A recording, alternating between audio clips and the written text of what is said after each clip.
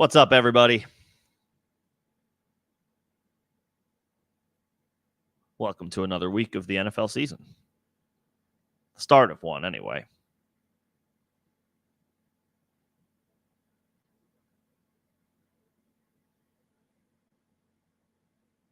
Got a lot to get through. A lot of updates, practice reports, injury reports. We'll cover all of that. We'll give my high-level thoughts on fantasy options for tonight's game as it pertains strictly to Saints-Broncos. Hint, there's not a lot of options to choose from tonight, but we will go over them just like we do with each of the Thursday Night Football games, just as a general overview, depending on if you have some of the options going tonight. Hopefully, outside of Alvin Kamara, you do not.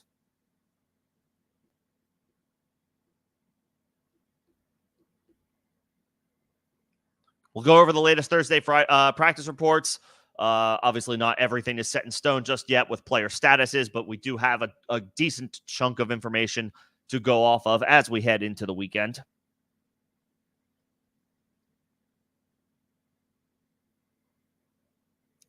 And then, of course, as always, your questions.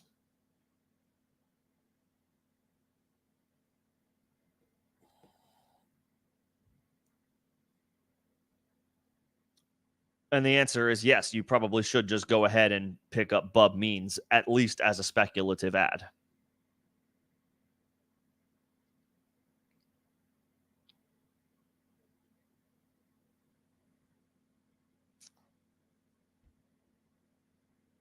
Oh man, a lot of updates from yesterday. We'll go through the Thursday updates.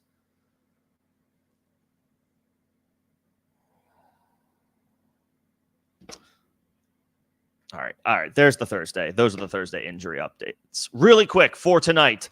There's only one obvious play in this game, and that's Alvin Kamara. If you have him, he's in your lineup. Difficult to say what we can expect from him tonight, though. He's been a slam dunk top 2, 3, 4 running back option throughout the first month and a half of the season, and therefore you fire him up no matter what the circumstances are. But these circumstances do kind of suck for Alvin Kamara.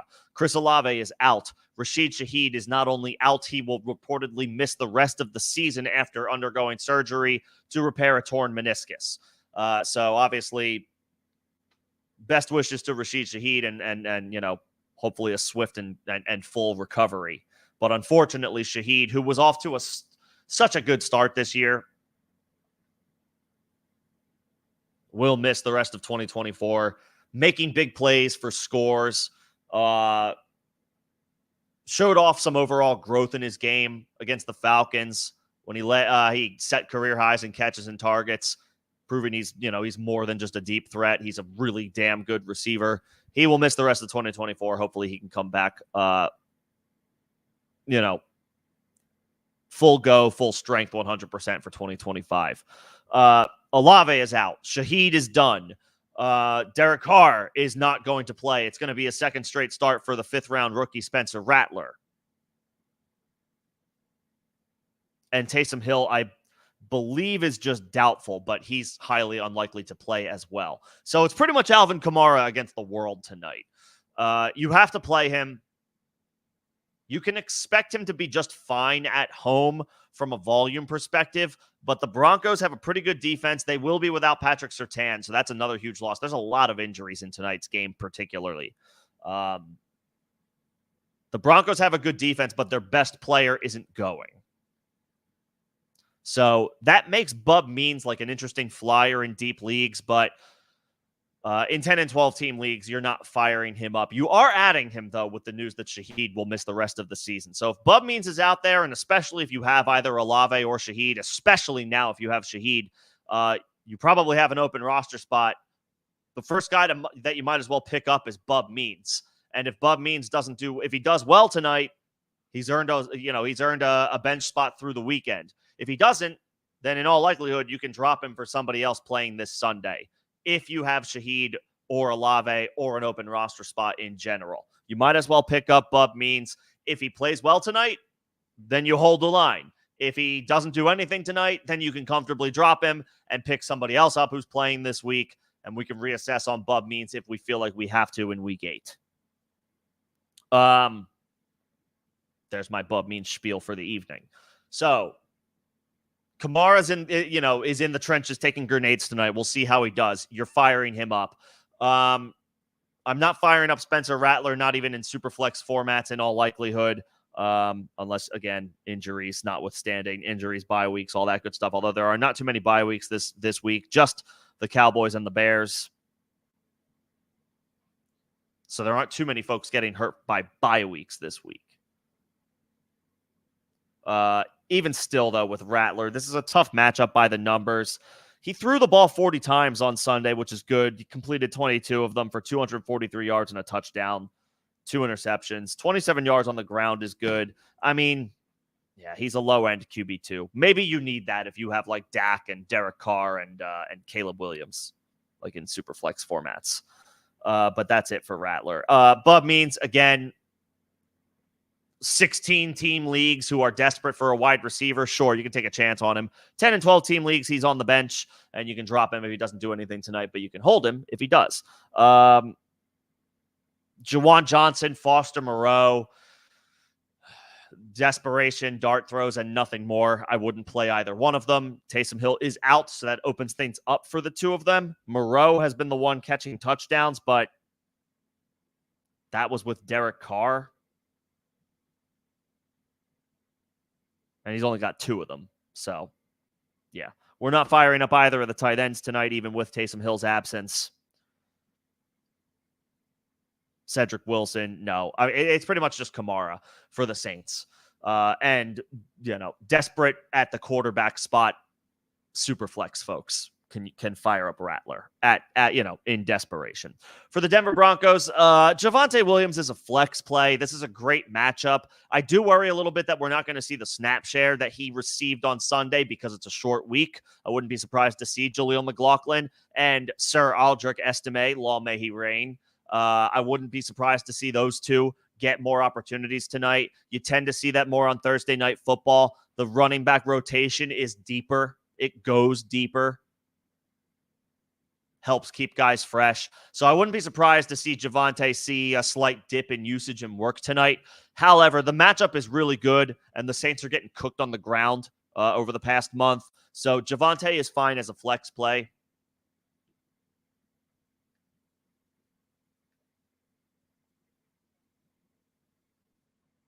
Again, and Cortland Sutton is also, is fine if you're desperate at wide receiver. Nix has been playing better, but he hasn't been playing great.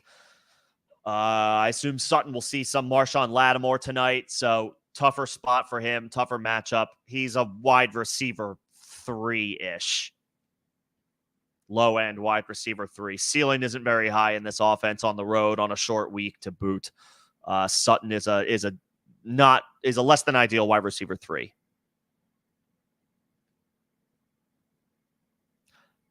That's pretty much it. We can't trust anybody else from a fantasy perspective. Kamara is not coming out of your lineup, even though it's possible you'll need to reduce expectations a little bit tonight, even for his high ceiling.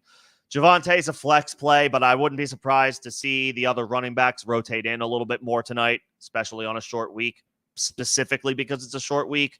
Sutton, boring wide receiver 3. Other than that, you can play the defenses. You can play the Saints defense against the Broncos, and you can play the Broncos defense against the Saints, even without Patrick Surtain. Wouldn't be surprised to see a low-scoring game tonight, a boring, low-scoring game tonight. So those are the thoughts for Thursday Night Football. Not a ton of fantasy intrigue in this game, but we'll be watching because that's what we do. I see some members coming in. Special shout-out to those guys. Nino, Derek, nice to see you both. Hopefully you're having a good Thursday. Hopefully everybody's having a good Thursday, but I got to give a special shout out to my members. In addition, their questions will be answered in priority order, almost like a fast pass type of thing. That is a perk of being a member of the channel. You will get your questions answered out of order and prioritized and or comments responded to. If you're interested in becoming a member, if you like what you hear and see, Those details are in the first link in the description of this live stream and all of the videos and streams on the channel. Okay, I'm going to go around the horn really quickly on the latest injury updates, and then I will get my member questions, and then I will get everybody else's questions. Appreciate y'all's patience. If you're not a member and you want to jump the line, you could also send a super if you're feeling so inclined, but you do not have to. The latest updates as far as the injury report goes as of Thursday. Nick Chubb's Week 7 workload is quote-unquote still a work in progress, according to Browns offensive coordinator Ken Dorsey. Nick Chubb is worth a stash, but that is it. We are not playing him this week. We are not playing him next week. We need to see how things shake out with that Browns offense in general and the progression of Nick Chubb's health. I have been preaching pessimism about Nick Chubb, concerned about his return to performance after such a gruesome knee injury. However, he is now officially close to a return. We will see what that looks like, and we're rooting for him, whether you feel confident about his optics and opportunities this year or not. Marvin Harrison, this was a surprise, practiced in a limited fashion today, even after suffering a concussion on Sunday. So Marvin Harrison could be on the fast track to clear concussion protocol. Not a common thing in today's NFL. Generally speaking, you miss 1 week almost guaranteed when you go into concussion protocol the previous week. It looks like Marvin Harrison might buck that trend and play on Sunday, so that will be one to monitor. Unfortunately, speaking of concussions, but in positive news, fellow rookie Malik Neighbors fully practiced today after practicing in a limited fashion yesterday. Neighbors appears to be on track to return. You are firing him up confidently when he does return to the Giants' starting lineup. Mike Evans didn't practice today, but the Bucs play on Monday. So this was probably more of a maintenance rest day for the veteran stud wide receiver. Mike Evans, nothing to be concerned about. Todd Bowles himself said he is getting better.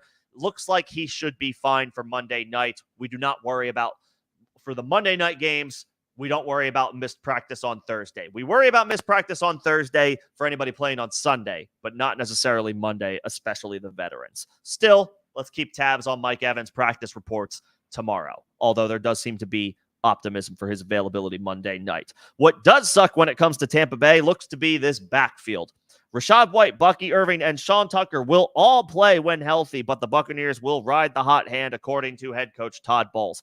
This is officially the grossest backfield in the NFL as far as viable fantasy options and also who's going to get what cut of the pie. This situation sucks. This is a worst-case scenario for fantasy. If you have Rachaad, if you have Bucky, if you picked up Sean Tucker, and especially if you have any combination of the three, it's going to be incredibly difficult to project this backfield moving forward, and it is going to be difficult to suggest any one of them for, to start for your starting lineup, especially in bad matchups like this one coming up against the Baltimore Ravens. If all three of these guys are healthy, my general advice is going to be to stay away. You can try to sell low on somebody like Rachaad White or sell on Bucky Irving in general and try to get something that is a little bit more crystal clear, maybe not as talented, but something that has, a little bit more certainty to it. I'm not quite sure what that looks like right now. Maybe like a Javonte Williams or like a Chuba Hubbard. That's probably not going to work out, though, because those guys currently dominate their backfields, even if they are in something of a committee. Javonte is now, Chuba will be when Jonathan Brooks returns. I don't really want one of these Bucs running backs. You shouldn't either. Hopefully you don't have to add any of these guys as an option. If it's a desperation play, that's pretty much where it comes to. And then you're just hoping for the best. The Bucs backfield is the equivalent of tight end flyers. You are just throwing shit at the wall and hoping something sticks. Unfortunate situation and a worst case scenario for fantasy. Jonathan Brooks, speaking of Jonathan Brooks did not practice today after practicing in a limited fashion on Wednesday. While this is a little bit disappointing, it's not totally surprising. Brooks is still in the process of being ramped up. He's still in that 21-day practice window that the team has allotted before they activate him to the active roster. They will utilize that time and maximize that time. Brooks will not play this week, Brooks will probably not play next week. I'm thinking week 9 is something that we cannot be optimistic about, but hold on Jonathan Brooks, especially if you have a winning record, or maybe you're even just 3-3, but you feel like you're in good shape for the postseason. Your team in general is good, and Brooks is a stash. Hold, hold, hold. He should be a solid second half option for you. Deontay Johnson, sticking with Carolina, did not practice today. That has been a normal cadence for Deontay when he practices on Wednesday, but he didn't practice this Wednesday. So this is officially a concerning situation for Deontay and Carolina in general. Something to keep tabs on, something to monitor. It is possible that we do not get Deontay this week. So be prepared to make alternative plans. And if you were potentially considering streaming Andy Dalton, either in Superflex or in 12-team leagues, 14-team leagues, maybe consider alternate options. He will potentially be without his number one wideout on Sunday. James Cook fully practiced today. Good news. He is tracking to return. Devin Singletary limited in practice for the second straight day. Devin Singletary is tracking toward a return. I would be curious to see how that backfield shakes out. I think Tyrone Tracy has done enough to earn a role and earn an opportunity moving forward. Jonathan Taylor does not practice for probably the 6th or 7th straight potential practice day. Actually, I think it's the 8th straight potential practice day, dating back to week 5. Jonathan Taylor is looking likely to miss a 3rd straight game for the Indianapolis Colts. Meanwhile, Trey Sermon returned to practice in a limited fashion. Sermon, if he can go, probably is the lead back in an opportunity against the Miami Dolphins. That is advantageous by the numbers. And Tyler Goodson figures to continue to mix in even if Sermon is active. Tyler Goodson has looked good in the limited opportunities that he has received. So if you are super desperate at running back and you're looking for a flyer, Tyler Goodson is available, I believe, in around 10% of league or 90% of leagues still. He's rostered in 10%. It's not a high number. He's widely available. If you're desperate at running back, either from bye week or injury, Tyler Goodson, not a bad spot. Looked good with his touches, and Anthony Richardson is coming back for the Colts. That might not be great news for their pass catchers, but it should be good news for their backfield. Other than Taylor, unfortunately. Again, Rashid Shaheed is placed on injured reserve. Will miss the rest of the season. Best wishes for a full recovery there. Devon Achane fully practiced on Thursday for the 2nd straight day. Achane is tracking toward a return. The Miami Dolphins are playing the Indianapolis Colts. Good matchup by the numbers. Unfortunately, though, it will be probably another week of Snoop Huntley, so Devon Achane's ceiling is severely lowered. You want to buy the Miami Dolphins, though, while there is still a potential buy low window, as Tua's return appears to be getting closer and is becoming more of a reality. That's the latest information that we have. He could return as soon as week 8. Even if he only returns week 9, you eat the short-term sacrifice for guys like Achane, Tyreek Hill, and Jalen Waddle, and we, potentially reap the benefits moving from week 9 forward. Literally forward, because the Dolphins just had their bye week, so they are past the bye. Some Chargers updates. Quentin Johnston listed as did not practice today. Ladd McConkey listed as limited. I believe that's a new injury. I don't remember Ladd showing up on the injury report yesterday. So something to monitor. These guys are lower end options in 10-team leagues and even 12-team leagues. Hopefully you're not firing up either one of these guys. They're too unpredictable in this offense. Brian Robinson limited for a 2nd straight day, so he is tracking toward a return. Good news for the Commanders, and of course, anybody who has Brian Robinson. You are firing him up if he is back. Ramondre Stevenson did not practice again Thursday. The Patriots depart for London soon, if not already. So, because they're playing the London game, so they're on their way.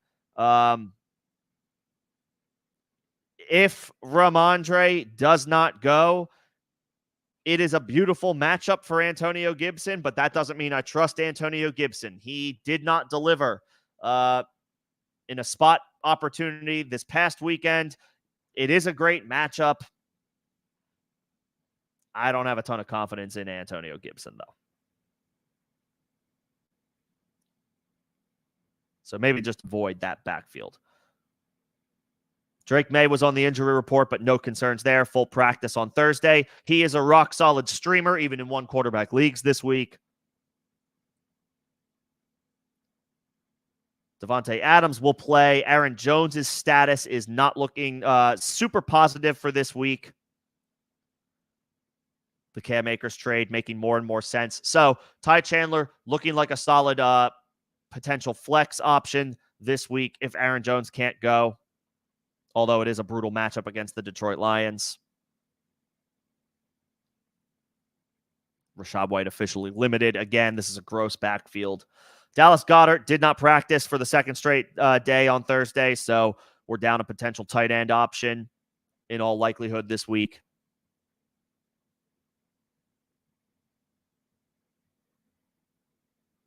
Jordan Mason limited for a second straight day. That is positive news for his potential availability and not missing any time after picking up an injury toward the end of the game on Thursday night last week. However, Jawan Jennings did not practice for the second straight day. His availability for week 7 is officially looking unclear. His value in fantasy also is pretty much dependent upon when Debo, Kittle, and Ayuk, or some combination of the three of them, is not available. He's a talented player, but he's relegated to the 4th option at best in the pecking order when all 3 of those guys are healthy, or maybe 3rd at best. But now it's not looking likely that he goes at all. Neighbors officially cleared concussion protocol. So people are getting healthy for the most part. Not everybody, but a decent number are getting healthy. So we'll keep tabs on other guys like Aaron Jones, Nick Chubb, Mike Evans, Deontay, Taylor, but Taylor's not looking good. Those are the latest injury updates. Okay. We got about a little less than 2 hours before this game.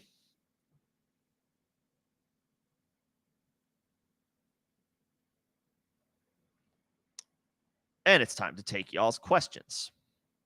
Again, I will start with my members. That is a perk of being a member of the channel. Their questions will get answered out of order, priority order, so to speak. If you are feeling generous enough to offer a super, you don't have to, but that would also be a line jumper. And then I will get to everybody else. I just ask for some patience as I work through the members first. Questions and comments in general from the members. We will start with Nino. You sent Mike Evans and Tank Dell for A.J. Brown. Okay. Yeah, that's fine. I feel good about that, especially with Evans. I mean, he's presumably fine, but he did pick up a leg injury that landed him on the injury report, whereas A.J. Brown already is past a previous injury and past his bye week. So, yeah, I feel good about that. I feel pretty damn good about that. I would say he did good there. I mean, I like Mike Evans. He's a stud. Tank Dell had a nice day. Probably is slated to have another nice few weeks while Nico Collins continues to miss time. But when Nico comes back, Tank's volatility is going to go back up. He'll have his weeks, but he might have his down ones too. So yeah, for a clear-cut option in AJ Brown, yeah. Yeah, I like that. I like that move. Yeah, nicely done. Feel good about that. Now you can fire up AJ and Cup this week, and if you start 3, you can fire up Brian Thomas as well, and then CD comes back. You have CD, AJ, Cup. Hell yeah. Nicely done, Nino. Derek, would I rather stash Roshan, Corum, or Kendre Miller? I like Roshan. I've been a Roshan guy. The Bears offense seems to be trending up right now. He does figure to be the goal line guy. DeAndre Swift is playing well as well right now, but Roshan is clearly getting opportunities as if he's the number 2 guy in an ascending offense. Corum, past his bye week, is enticing, and you figure he'll see more usage moving forward as he continues to get more reps and opportunities. But Kyren has been dominating. That doesn't necessarily mean it's going to stay that way, but Kyren has been absolutely dominating the opportunities and the work through the early portion of the season. Corum had nice production with the opportunities that he got prior to the bye week. 5 carries for 25 yards, averaging 5 yards a carry is good. Caught a pass for 8 yards. Like, this is decent. These are decent little snippets to put on tape. We just haven't seen a whole heck of a lot of growth yet. Now, that could happen with them coming out of their bye week. The Rams, we could see Corum getting more opportunities. But that hasn't we've seen the opportunities already materialize for Roschon. We haven't seen them yet for Corum. Kendre Miller, tentatively interesting, but also he's in the worst offense of this group. Even with a healthy Derek Carr, and we have nothing to go off of with Kendre Miller. He hasn't even made his season debut yet. He's intriguing because he's an unknown, but I can't put him first just because of that. I'll say Roschon.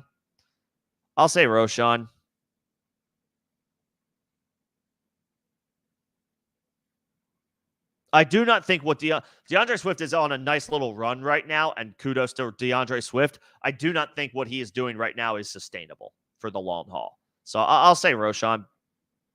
I'm not sure that the Bears' success on offense in general is sustainable all season long, but they are trending up right now based on how Caleb has looked the past couple of weeks. So I'll say Roschon. Nino needs some quarterback advice. Do you keep Kyler in or stream Stafford or Dalton? I'm not playing. If Deontay Johnson doesn't go, and right now his availability is not looking super strong, so I don't really want to play Dalton. Stafford is interesting with Kupp coming back, but even with Kupp, the first game of the season, he's, his ceiling might be like low-end QB1, which is good. That's what you want. But in Kupp's first game back, do we trust that that Stafford will hit his ceiling? It's not a great matchup for Kyler. I believe he's at home. If he has Marvin Harrison, though, I will feel a little bit better about Kyler, even though Kyler has been somewhat pedestrian this year.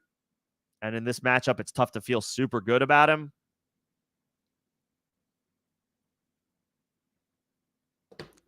I would probably stick with Murray.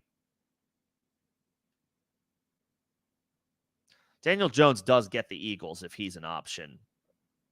And the Eagles defense right now isn't very good. It's not very good. Like Danny Dimes will run. He has 3 games this year with 2 touchdown passes and 3 games with 0. So he's a little all or nothing. I think what's Kyler's floor? Kyler has been a little bit better, but his floor has been on par with Jones's floor. Daniel Jones might be the better play, but I have a hard time suggesting him over Kyler Murray. As long as Marvin Harrison plays, which he's trending to play. I think I got to go Kyler. Not Dalton. Maybe Stafford, but I don't know if I'm quite there yet in Kupp's first game back. Derek has a trade question. Send Garrett Wilson and Montgomery for CeeDee Lamb and Brian Robinson. You have Gibbs. You have Achane on the way back. You have Charbonnet, who is boring, but at least his ceiling goes up if Walker misses time. And you have Roschon. You have Wilson, Reed, Deontay Higgins, Shakir. I'm good with this. I'm good with this trade because Garrett Wilson lost a little bit of luster with the acquisition of Davante Adams, whereas CeeDee is still, he is everything to the Cowboys offense. Like soup to nuts, CeeDee is what they have to rely on. Now Garrett Wilson is contending with Davante Adams for targets, and that is a significant development. Montgomery has been better than Brian Robinson, obviously, but Brian Robinson has still been pretty damn good this year. And you shake things up a little bit I'd rather have right now Montgomery than Gibbs a little bit, I think, but I don't mind betting on Gibbs in an acquisition of Brian Robinson plus the CeeDee Lamb upgrade from Garrett Wilson. Yeah, I'm good with that. I'm good with that trade, Derek. I'm good with that.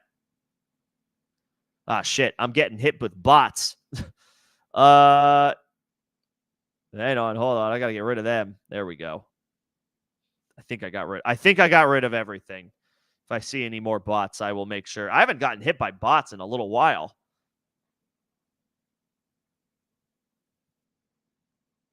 Don't worry, we'll make sure to clean those up. But yeah, Derek, I think I'm good with that trade, and I see Nino agrees. Yeah, Montgomery. At this point right now, CeeDee Lamb to Garrett Wilson is a greater upgrade than it is Montgomery to Brian Robinson downgrade. And that's, Garrett Wilson's good, but now he's competing with targets competing for targets with Devontae Adams. So yeah, I like that move. What's going on, Greg? Good to see you, sir. And Fortune. Good to see you, Fortune. Sorry, I missed you. The bots got me. I missed you just above that. But good to see my members. Again, members are always going to get a special shout out, but thanks to everybody for coming in and hanging out a little bit before Thursday Night Football. We'll take care of your questions. I got to get my members first. That is a perk of being a member of the channel. You get your questions and or comments responded to in priority order, and then I will get to everybody else. Yeah, I like the trade, Derek. Nicely done. Nino agrees. Fortune, Kyler versus Darnold. The Vikings get the Lions. Good matchup through the air anyway. Kyler gets the Cardinals at home. Not a great matchup. Kyler's been kind of boring, but it's looking optimistic that he will have Marvin Harrison this week, who is who is practicing after suffering a concussion much sooner than we expected. So that would be good news for Marvin Harrison, but good news for Kyler as well. I might go Darnold here because they're coming out of their bye. I believe it's a home game for the Vikings, right? Is it a home game for the Vikings or is it a road game? It's a home game for the Minnesota Vikings. They're coming out of their bye. Darnold's been good. He's throwing the ball to the best receiver in the NFL and Justin Jefferson. Jordan Addison has been good. I trust the play calling of Kevin O'Connell over a lot of offensive minds in the NFL, to be completely honest. Darnold is somebody that I probably would fire up over Kyler.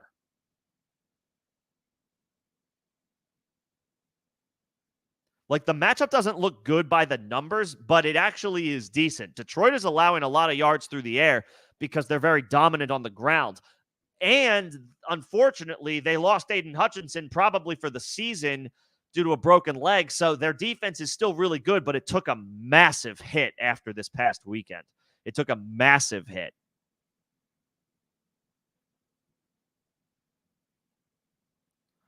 Darnold did bottom out right before the bye week against the Jets to the tune of the QB 27 finish. That was a game in London. Only threw for 180 passing yards, didn't throw for a touchdown. London games are weird, are finicky, right? And it was, it was a bit of they still won the game, but it was a bit of a letdown game against the Jets, coming off of like a thrilling win against the Packers week 4. So I'm willing to throw that game out for Darnold. And his other weeks, QB 14, QB 4, QB 9, QB 9. Like, Darnold's been a QB 1 or at worst a QB 2 on American soil this year. And he's back on American soil off his bye week at home in a matchup where they're going to have to throw. Yeah, I'll take Darnold over Kyler.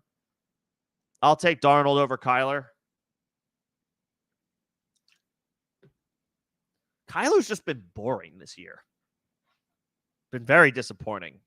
He's just been boring. So yeah, I'll take Darnold. Kyler with Marvin Harrison versus Andy Dalton without Deontay Johnson. Yeah, fine. I'll take Kyler. But Darnold coming off his bye at home, throwing the ball to Justin Jefferson. Yeah, I'll take that.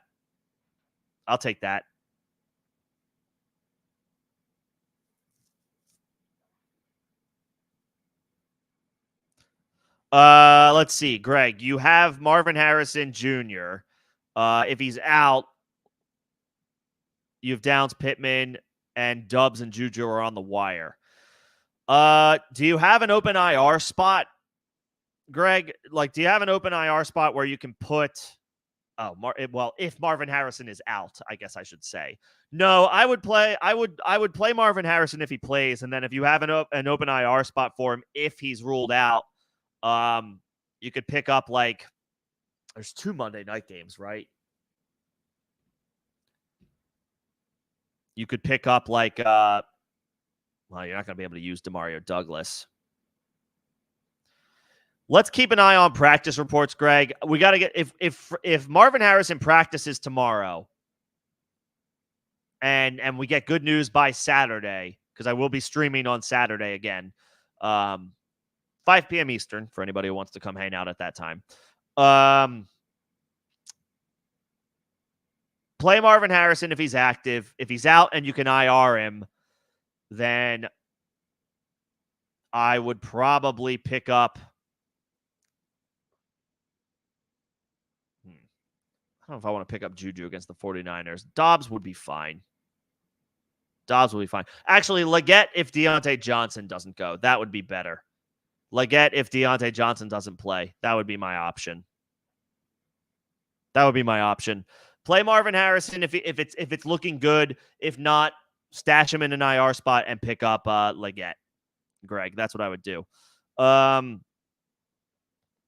As far as steering off of Pittsburgh's defense, I don't think I would. They're really good. And the Jets have been just kind of okay.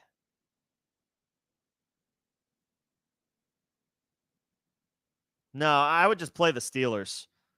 Because, like, I know that Cleveland's offense is a train wreck, and even more so now that they traded Amari Cooper. You always want to target the Cleveland offense. That's fair. But Cincinnati's defense is not good. And they're on the road. It's a division matchup. Like, maybe Deshaun Watson doesn't go nuts, but I could see them putting up, like, pedestrian numbers, like disappointing numbers. No, just play the Steelers.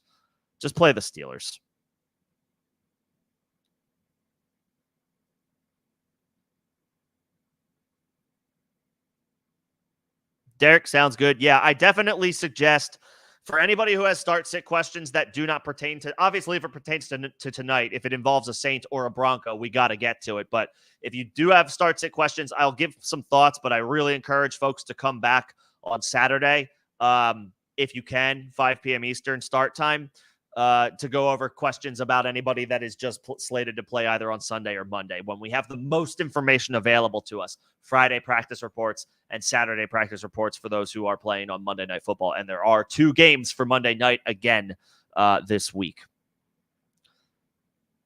But if your start-sit question pertains to tonight, we'll make sure to get to it. Oh, you only have 1 IR spot. Okay. Yeah, we got to cross that bridge when we get to it then. I guess I don't want to drop Pittman or Downs, though. I don't really want to drop either one of them.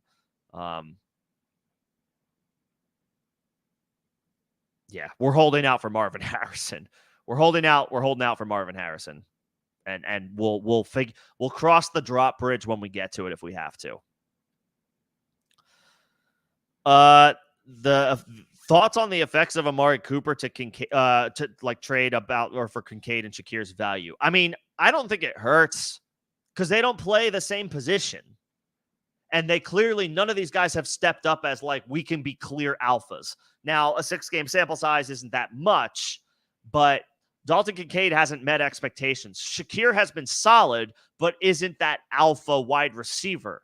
Keon Coleman has shown some flashes. He looks like he can play, but again, he's a rookie. He's not ready to ascend to that number 1 alpha role that a team with Super Bowl aspirations like the Buffalo Bills probably need. I think they complement each other more than they cannibalize each other. Like Devontae Adams makes me a little worried about Garrett Wilson, but Amari Cooper's targets are different from Dalton Kincaid's targets and different from Khalil Shakir's targets. This is an X receiver versus a tight end versus a slot receiver. I think this helps everybody.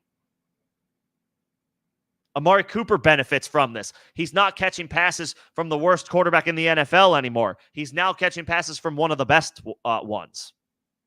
Josh Allen, he's been really hot and cold this year for fantasy purposes in a way that he hasn't been before. He's been excellent half the time, and he's been a difficult guy to work with the other half of the time. He's under 200 yards passing, I think, 3 different times this year. This helps Allen. This helps Cooper. He gets away from Deshaun Watson. This rejuvenates his season. I think it helps Kincaid. Kincaid hasn't been able to step up as an alpha one.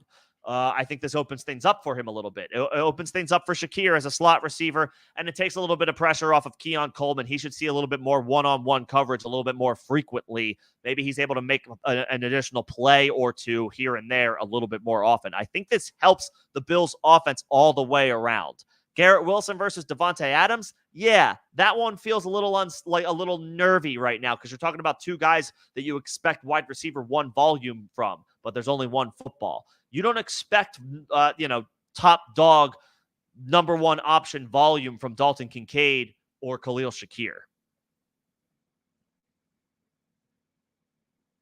So I think the Bills' offense benefits from this all the way around. For tonight, are we streaming Juwan Johnson or are we sticking with Ertz? We're sticking with Zach Ertz. Taysom Hill's out. Chris Olave's out. Rashid Shaheed is out. So yes, somebody has to pick up the slack. I'm not banking on dart throw tight ends on a short week with a backup quarterback. Shaky vibes all the way around with the offense in general, outside of Alvin Kamara. No, I'm not firing up Juwan Johnson. Yeah, he could catch 4 for 40. Maybe he's got an outside chance to get a score. Maybe it's Foster Moreau. I'm not messing around with that. I'm not playing that game. I'll play Zach Ertz in a great matchup against Carolina. I'll play Ertz in a great matchup against Carolina. No thanks to Juwan Johnson or Foster Moreau.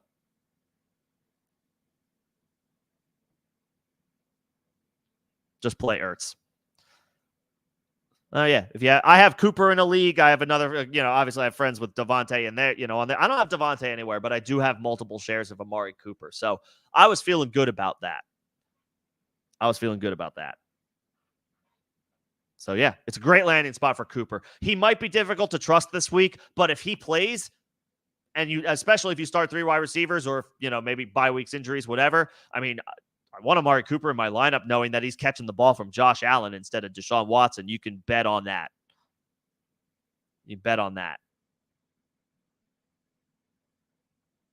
What's going on, Jay? Good to see you. I got a lot of members in here. Appreciate everybody hanging out. I see all your questions. I promise I will get to everybody. Andy, HD, Joe, Tommy. I see all you guys. Sit tight. I will get your questions, but I got to get to my members first. That is a perk of being a member of the channel. I gotta, the guys who, who help keep the lights on around here. I see all your questions. I will get to them. Appreciate y'all's patience. But it's good to see all the members in here and everybody. Hopefully everybody's having a good Thursday. Start Hawkinson over Kraft if he's available. I don't think I would do this, Fortune. It's his first game back. Hawkinson, if he goes, I don't even know if he's gonna. I don't know how much certainty we have that he's gonna play. Still limited. He's gonna be. They're gonna be ramping him back up even if he does go. No, Kraft is a better streamer.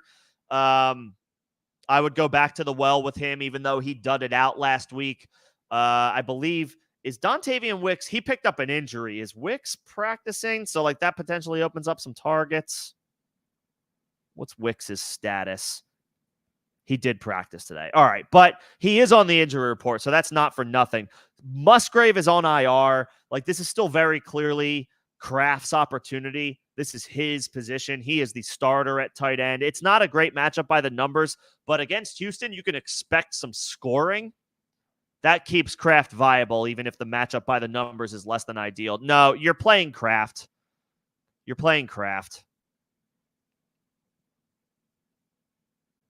Don't play Hawkinson. Not in his even if he does go. If he does, great, good for Hawkinson. Nice to see him return from the injury. We're not firing him up this week. No way. You have Henry, you have Taylor, you have Brian Robinson, you have Javonte, you have Chubb. Good collection, good haul of backs. If you can, I mean, you have Jefferson, your wide receivers are really good. I don't know that I would necessarily worry too much about doing anything, Jay. You got Jefferson past his bye. Nico being out for a month hurts, but you got Neighbors coming back from a concussion, ready to dominate. Cooper, big boost going to Buffalo. He might not do much this week, but you feel great about his rest of season chances. Pittman, obviously, he's kind of volatile. So, yeah, I mean, if you can do Pittman, and I wouldn't trade Taylor while he's hurt. That's a pennies on the dollar potential offer or return. If you could do Pittman and Javonte for, I don't know, who's your quarterback? One of the receivers your quarterback throws the ball to. If not, yeah, I mean, you could try to upgrade if there's somebody who needs a running back in your league, somebody who's looking for a running back. You could try that. I don't mind that, but don't feel like you have to make a deal. 3-3 is a perfectly fine spot to be at. And you've got good players coming back who you didn't have last week. Jefferson passed his bye, set and forget. Neighbors coming out of, fully cleared concussion protocol. Wide receiver one upside in this awesome matchup. Purdy. I hesitate to tell you to make a trade for Ayuk, but if somebody offered me Ayuk for Pittman and Javonte, I might try to get like a depth running back in return, but I don't mind that shot. I don't mind that opportunity, because Richardson coming back, like Pittman might be okay, but he might not be okay. We saw him bottom out with Richardson throwing the ball to start the season. So I don't mind it. If you could maybe get like an Ayuk, you're not going to get Debo. You could try, but you're probably not going to get him. You could try like Ayuk and a dirt cheap depth running back at the end of the bench to make it an even 2 for 2. I don't mind that roll of the dice. I don't mind that, especially with the receivers you have to keep you afloat. With Jefferson and Neighbors and now Cooper. Yeah, I wouldn't mind like that. Stack it up with Purdy and grab Ayuk if you can. Ayuk is definitely an asset you can acquire. Whether you feel good about him is a different story. Something like that. If you don't want Ayuk, then yeah, try another tier up for like Javonte and Pittman. Those are viable depth plays for anybody who's maybe like gotten hit with the injury bug in your league. I think I got all the member questions now, and member questions and comments just in general, but appreciate all you guys. Good to see all of y'all. If any of the members need anything else, just let me know. I'll go out of line to make sure that I get to them. But I'm going to float back up to the top now and start getting other questions. Appreciate everybody's patience. Superflex full PPR. Of these options, I think you got to play Rattler. I think you just got to play the quarterback. At least he got, he's down Olave. He's down Rashid Shaheed. It's not great. I think he got like 14 points in standard quarterback scoring, like 4-point passing touchdown, 6-point rushing touchdown scoring. He got like 14.5 points last week. Of course, he had Shaheed. He didn't have Olave for any of the game. Or damn near most of the game. He had 12.4 points, 22 for 40, man. And it's not a great matchup. Although Patrick Surtain is out and he is at home, Spencer Rattler is. It would be between Rattler and I guess Lockett. But I think in Superflex, you have to just play the quarterback and hope for the best. I think you have to play Rattler. Like, you're hoping for 10 points, right? Let's call a spade a spade. You're hoping for 10 points. At least he ran a little bit last week. He ran the ball 4 times for 27 yards. Maybe he does that a little bit more again. Taysom Hill is looking unlikely to play. Last I saw, he was doubtful. Has Taysom Hill's status changed one way or another? I'll look right now. Still doubtful. Probably not playing. That means Taysom Hill isn't taking opportunities away from Spencer Rattler, so maybe he runs a little bit. I think you're hoping for 10 points from any one of these guys. I would just go with the quarterback. don't watch the game and hope for the best. Like, it's going to be ugly. Yeah. Go with Rattler in Superflex and hope for the best. You can also play Tucker Kraft. I'd be curious to know who your starting tight end is. I do want to play Kraft, but I don't want to play 2 tight ends. Unless I have like Kelsey and McBride, or Kelsey and Laporta, or Laporta and McBride. Like, other than that, I don't want to play 2 tight ends. Or Bowers. Like, if I have Bowers, Laporta, Bowers, Kelsey, Bowers, McBride. If I have like 2 of those 4 guys, then like, yeah, fine. I'll play those two of those 4 guys. Anything else, I only want to play 1.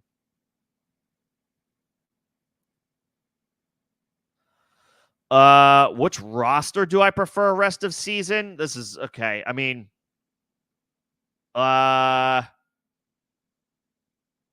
Baker, Mixon, Achane, London, Reed, Pitts, Mooney. It's a lot of Falcons. It's all the Falcons. Addison, Connor, Chase Brown with Nico and IR. Or Baker, Achane, Connor, London, Amon-Ra, Ferguson, Mooney. I think the latter, the second one. There's a little bit of diversity with it. It's a better time. Pitts has been pretty good recently, but he's still difficult to trust. Ferguson is a guy that I think is, firmly over him in the rankings still. If you were to rank the tight ends rest of season, I'd probably put Ferguson like 5. Pitts is maybe more like 8, 9, 10, depending on the week. That second team includes Amon-Ra. I like Jaden Reed a lot. Could you like trade Mooney and Addison and I don't know. It's gonna have to be one of those running backs.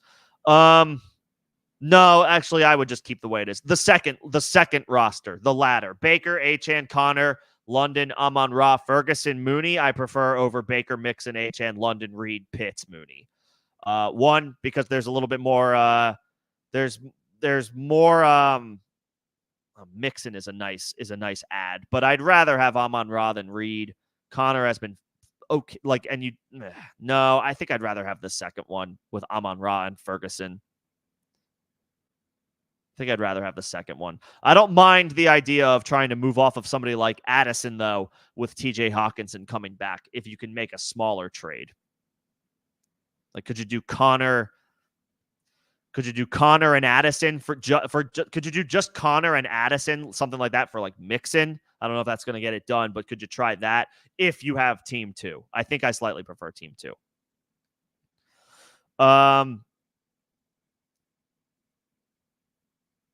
What would be a better return for Hurts and Debo? This is a 1 quarterback league, I assume. Pollard and Devontae Smith, or second option, just Mixon. If it's a 1 quarterback league, I feel better about Pollard and Devontae Smith than I do about just Mixon, because you're getting 2 players. You're getting 2 players. One is a strong RB2, one is a strong wide receiver 2. Mixon is an RB1 right now. But I'd rather have 2 really good players. I'd rather have 2 rock solid players than one really, one. Yeah, I'd rather have 2 strong tier 2 players, especially to fill out depth, over a single top. He's an RB1 for sure. But Pollard with Tajay Spears hurt and Devontae Smith healthy and past his bye week, yeah, I'd rather have the 2 for 1. Or I'd rather have the 2 than the 1. Yeah.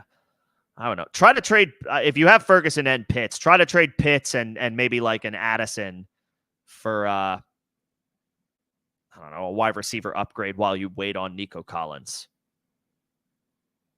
Or a running back. Actually, that would be more helpful. And if it's a 1 quarterback league, you can include one of those quarterbacks in it too. If you want to keep Stroud because you have Nico, you could sell high on Baker. Baker's been awesome, and it would be a guy that probably should be a QB1 rest of season, but that would net you, Baker plus like Pitts or Baker plus Addison should net you a solid running back upgrade. And I think I would explore that if I were you. Achane, Chase Brown, Connor Eckler. Yeah, that's okay, but like you could have a little bit your running back room could use some beef. I would use like Baker and Addison or Baker and Pitts for some ammunition to get a running back. That's what I would do. Fortune, yeah, okay, you can't be here Saturday, so of course. J-Mo, Mooney, Worthy as a wide receiver 3. I mean, Jameson Williams Jameson Williams has been the man. I like to swing for the fences. Mooney has been rock solid. He's been quite good, and it's a good matchup. But his floor is pretty low, so I might as well just swing for the fences. I'll stay J-Mo. J-Mo's the home run hit. I think J-Mo's floor has actually been a little bit better than Mooney's floor. So he's the high ceiling and the high floor play. Mooney's had a couple of wide receiver 50 weeks. J-Mo dudded out against Arizona, 1 catch. But other than that, he's been the wide receiver 23 or better. Yeah, J-Mo. J-Mo, Fortune. Not any of those over Higgins, though. But J-Mo over Mooney and Worthy. Yeah. Big division matchup against the Vikings. Yeah, give me Jameson Williams. It's a huge game. Okay, let's see.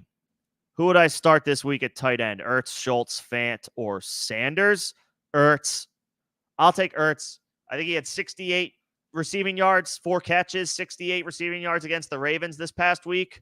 Good matchup. He gets another one this week against Carolina. Yeah, I'll take Ertz. Schultz didn't do anything this past week with Nico missing his first game.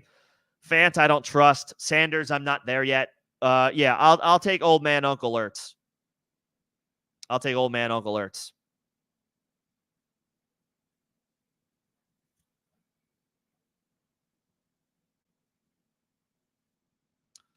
Hurting at running back.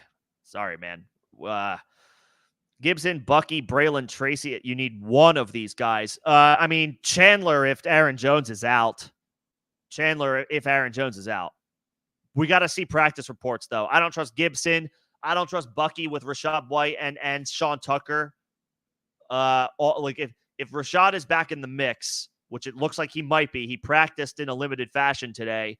I don't trust any one of those 3 bucks. Yeah, Bucky might come through, but Sean Tucker might come through. Rachaad White might come through. Braylon, no. It looked like his usage kind of went down after the Jets made the coaching change. Tracy, I like, but Singletary's back. Algier, I like, but Bijan's in the way. It would be Chandler for me if Aaron Jones is out. If Aaron Jones is in, then I might roll the dice on Tracy. The Eagles are not a super scary matchup right now on defense, but Chandler if Jones is out. And it's possible he misses even though he practiced today in a limited fashion. And then who do I like this week at wide receiver from this group? Whittington.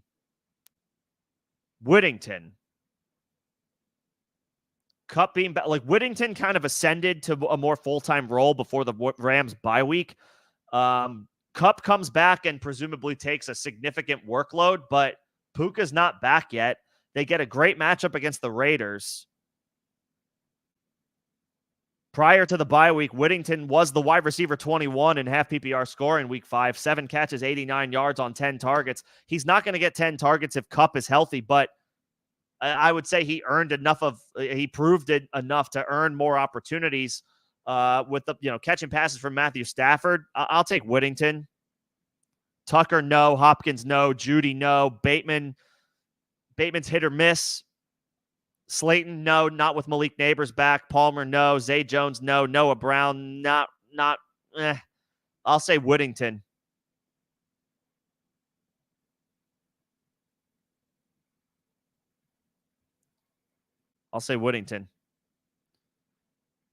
And I got another member question. What's going on, David? Good to see you. Well, you start Jefferson. That's a slam dunk, set and forget. The rest of these options, though, that's tough. I think I actually, I don't even want to suggest Jalen Waddle as long as Tua is out. But given these options, It's full PPR. Yeah, it's full PPR. Let's see. Dobbs isn't. It shouldn't be too bad with Dontavian Wicks on the injury report. So that might free up some opportunities for Dobbs. And then McConkey, if he's healthy. In full PPR, McConkey is fine. I don't feel as great about him in half PPR, but in full PPR, McConkey should be pretty good. I think I'll say McConkey and Dobbs as your wide receivers 2 and 3 behind Jefferson. I can't get there with Lockett until Tua is back.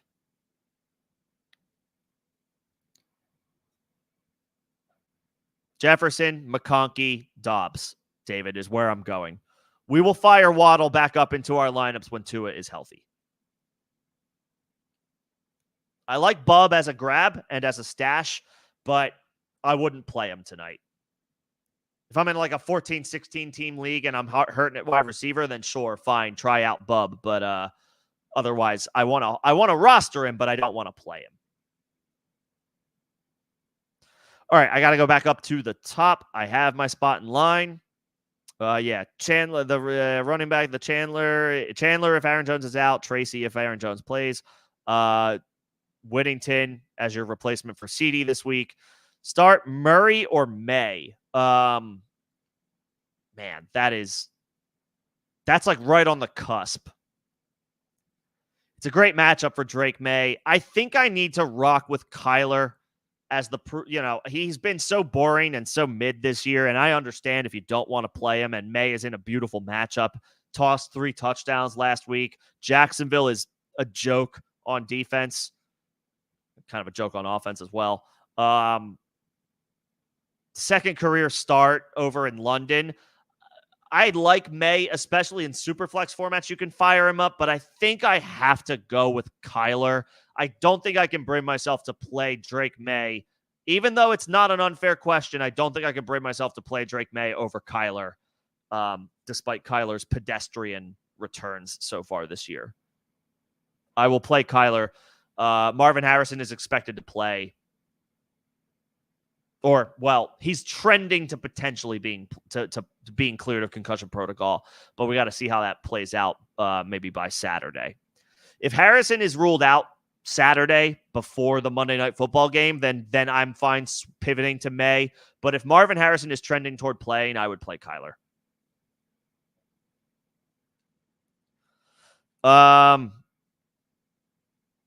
Do you trade Purdy, Brooks, and Pittman for Hurts and Christian Kirk? You have Kyron, you have Dobbins, you have Brian Robinson, you have Jefferson, you have London, you have Tank Dell.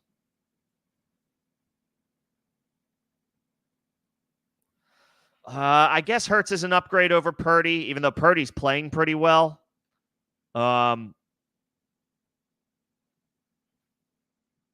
Hurts is an upgrade, a slight upgrade over Purdy, but it's not as big of a gap as it was maybe last year. And Kirk doesn't really do anything for me.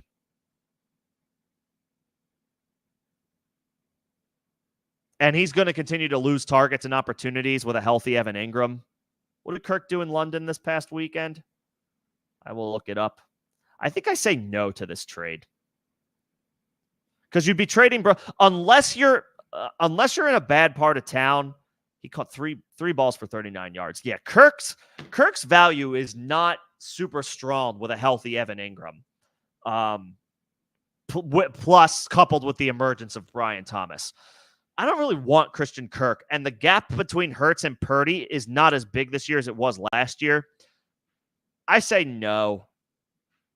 I'm not feeling this return.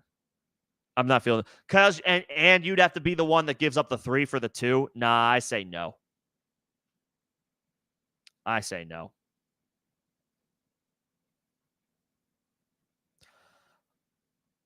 David has another question, so I will get to David. Again, I see questions coming into the chat just as anybody is just joining me. I will get to my members first. That is a perk of being a member of the channel.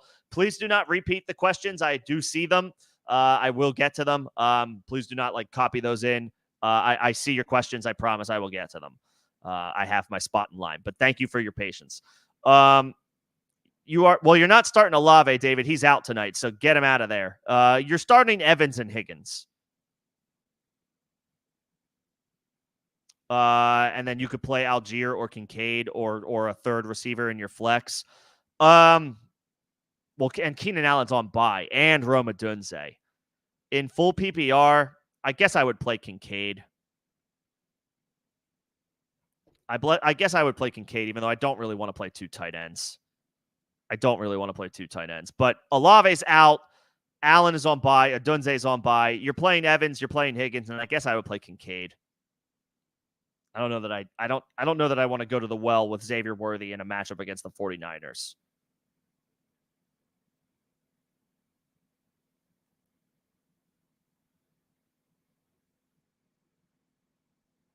He had a good week last week, Worthy did, but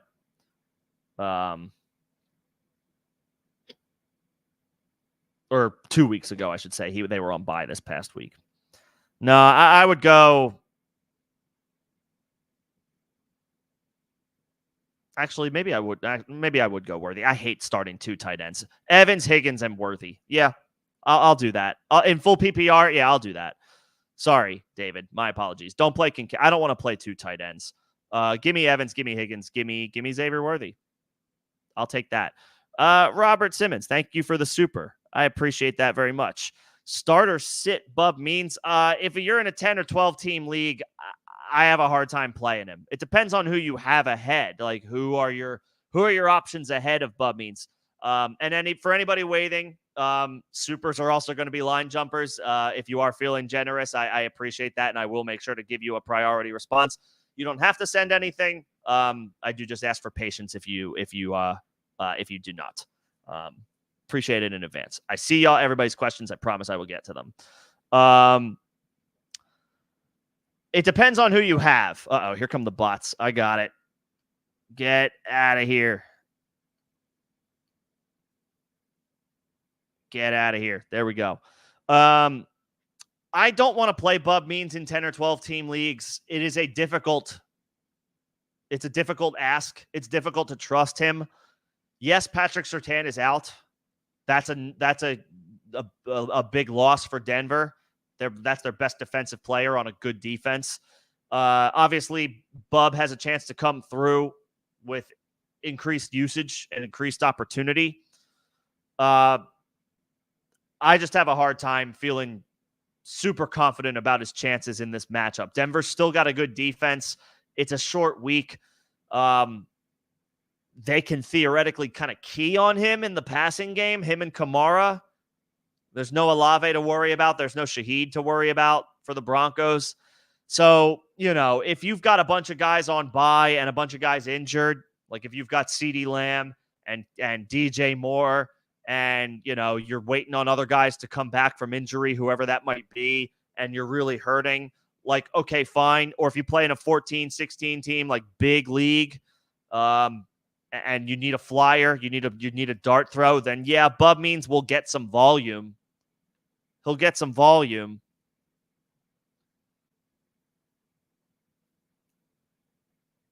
But tough matchup. They can kind of key on him. Remember last week, he got 5 for 45 and a touchdown with Shaheed in the game. Can he break free consistently enough tonight as the guy that maybe has to lead the wide receiver core as a rookie, catching passes from another rookie? So I'm not super in on Bub Means tonight outside of anything other than, injury and bye week desperation, which is definitely the case for several people, I'm sure, or plenty of people, I'm sure. But I'd rather not.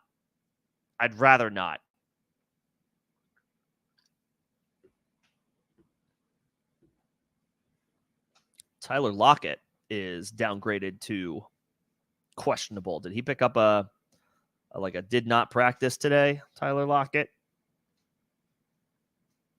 No official update on Sleeper as of yet, but it looks like his status just updated. So we'll want to keep tabs on that. So that's my answer, Robert. Hopefully that helps. I'm not really feeling the Bub Means start tonight unless you have no other option. So I'd be curious to know who your other options are. But appreciate the super. Very kind of you. Thank you so much. If you need anything else, just let me know. David, this one's easy. Minnesota. Philly's defense is not that good right now. Like, they should have had a better game, a bigger game against the Cleveland Browns last week, and they did. They got 5 sacks, which was good, but they didn't do anything else. And they gave up a few more points than you would have liked to see from a bad offense. I'm not playing the Eagles. I'm playing the Vikings, even if it's a bad matchup on paper. The Lions are a really good offense, but the Vikings are a really good defense, and they're at home. I'm playing the Vikings, and it's not particularly close for me. I would drop the Eagles defense if you have them. If you have both of these defenses rostered, drop the Eagles for something else, a running back or a wide receiver, whoever's available, and play the Vikings.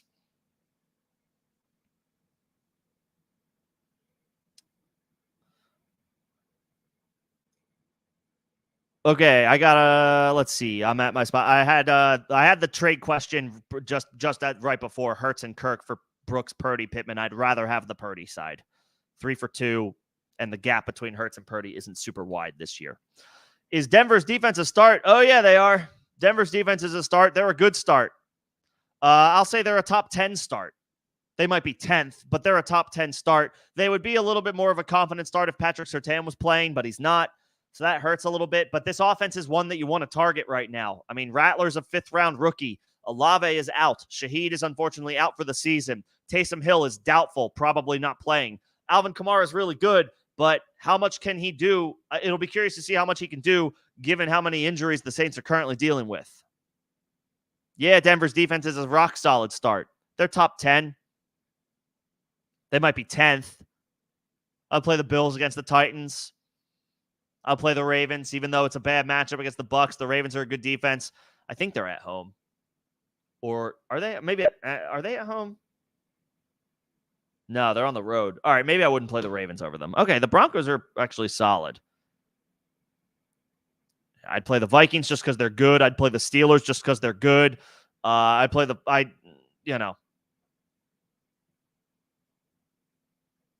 play the Jets against Russell Wilson. That's fine. Yeah, Denver's a solid start tonight. All that to say. Denver is a perfectly fine start tonight, even without Patrick Surtain. Let's see. I got my member questions. Thank you guys again for the support. As always, appreciate that. Mostert, Tracy, White, or Algier? I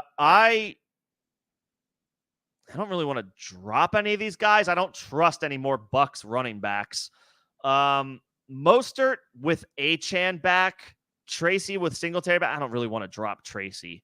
And I'm not dropping Algier. If Aaron Jones is ruled out, you're going to want to keep your notifications on or keep tabs on the, whatever format you play or whatever, or whoever you follow on social media for information. I can try to put a short out if and when we get that news. If Aaron Jones, so obviously if anybody's looking, if you don't follow anything, feel free to, turn notifications on for my channel, and I can, you'll get notifications if you don't already have them on for when I send stuff out. I can try to get a short out if and when Aaron Jones' status is determined. If Aaron Jones is ruled out, I would probably drop Mostert or Tracy. I'm leaning Mostert for Chandler. If Aaron Jones plays, who do the Falcons have this week? Why do I feel like it's a good matchup? And why am I forgetting who they're playing? I should know this. They're playing Seattle. At home. That's nothing. There's nothing scary about that. I would play Chandler if Aaron Jones is out, and I would probably play. It would come down to either Tracy or Algier if Aaron Jones is in. If you can come back on Saturday, I definitely encourage you to do so. Fire up Ty Chandler. If you can't, though, fire up Ty Chandler if Aaron Jones is out. Drop either Mostert or Tracy. if Aaron Jones is active and Ty Chandler is expected to be a backup, I would probably play Algier at home. Algier or Tracy, but I'm leaning Algier. He's a little bit more regularly involved in the offense. We have to see if Tracy will stay involved in the offense with a healthy Devin Singletary.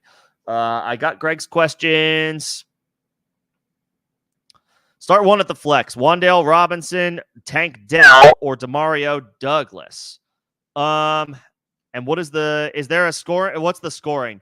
If context helps with the scoring, full PPR, half PPR, standard, are there bonuses of any kind? That helps to formulate the decision, or it can, especially if you ask for, wide receiver versus running back. But some wide receivers are more viable in full PPR as well. I'm inclined to say Dell. He came through last week with Nico out. Nico's obviously out again. The Packers are a perfectly fine matchup for opposing wide receivers. I'll say Tank Dell. I like Wan'Dale Robinson. If there's a way for you to get him into your lineup, I encourage it. But I would play Dell. Came through last week. Nico's still out. Good matchup. Expect a decent amount of points between the Texans and the Packers. Yeah, give me Tank Dell. Give me Tank Dell.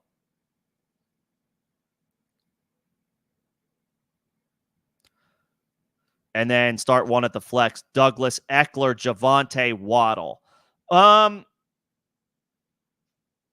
It's a good matchup for the Commanders. They get Carolina. That's a run funnel. If it's full PPR, Eckler. Honestly, if it's half PPR, Eckler. I would just go Eckler. Javonte's in a good matchup tonight, but he's tough to trust on a short week. Douglas is solid, but I'd rather play a regularly involved running back than a wide receiver on an offense that looked better last week, but still has plenty of question marks to answer. And Waddle, I just don't trust yet, not without Tua. Eckler, even in standard scoring.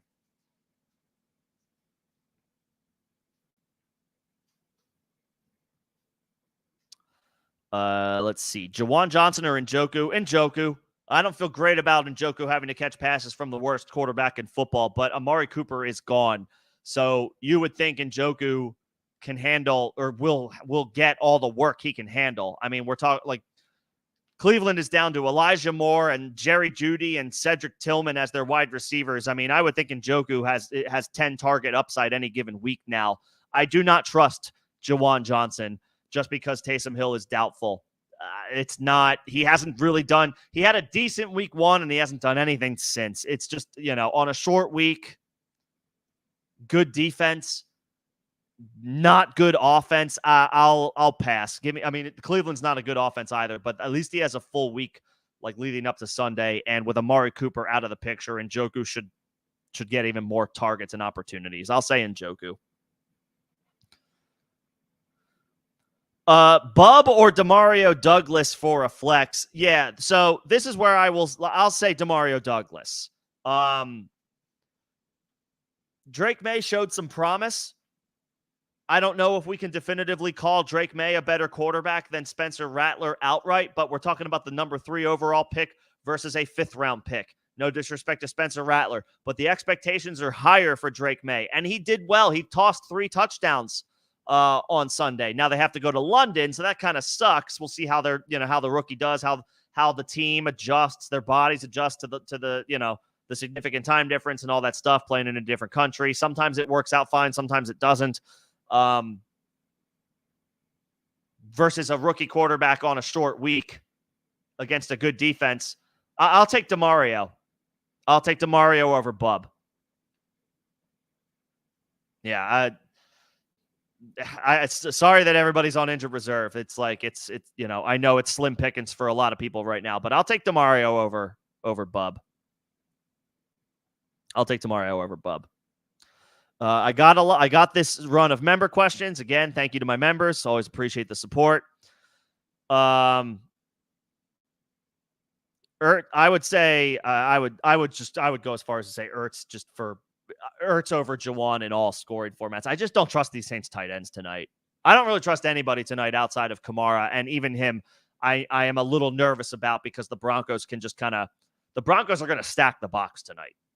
Let's call it what it is. You are starting Alvin Kamara, but the Broncos are going to stack the box tonight. I guess that means that that's an opportunity for the pass catchers to make a play, but a rookie quarterback throwing the ball to some dart throw tight ends. I'll stick with Uncle Ertz in all scoring. And then, yep, got this one already. Give me DeMario over Bub. Appreciate your patience. I know I took a little while to get to it, but I got to get to my members. I'm doing good. How are you doing today? Sermon or Algier? Sermon. Algier should be on a roster. Let's get that. Let's get that clear. Tyler Algier should not be on waivers. He's too good of a player to be on waivers. If it's a 10-team league, obviously, roster spots are probably a little thin, but I want Tyler Algier on a roster. That being said, if Trey Sermon is the starter, which it looks like he could be, with Jonathan Taylor, missing practice for the second straight day and, second straight day for the third straight week. If Sermon's the starter, he might cede work to Tyler Goodson, but I'll take Sermon, assuming Taylor is out, and it's looking like he'll be out.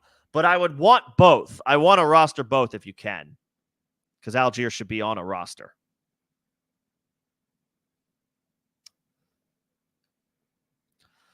Full PPR, Ertz, McBride. Yeah, agreed. Not a question.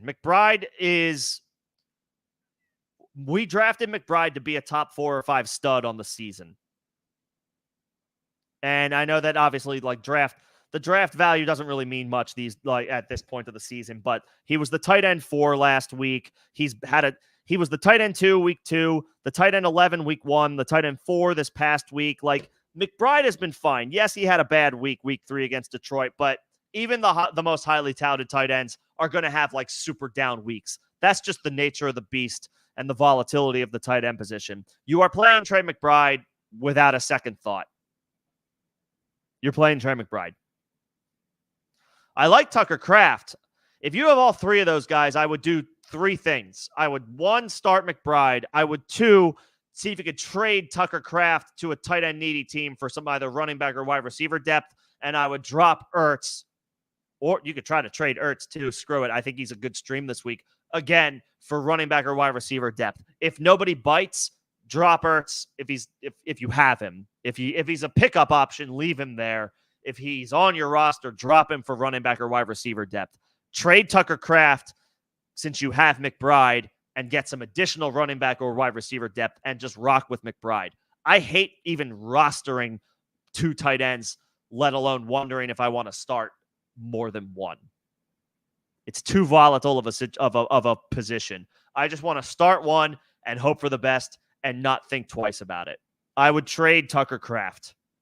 Somebody in your league could use a tight end. Go around your league, see who could use a tight end, who's streaming and who's at the bottom of the barrel of a situation. Maybe somebody has Jake Ferguson or Cole Kmet and could use a tight end this week. Trade Tucker Kraft for some running back or wide receiver depth. And start McBride with confidence. Juju pulled his hammy. Oh, God, Juju. Did that happen? I missed that.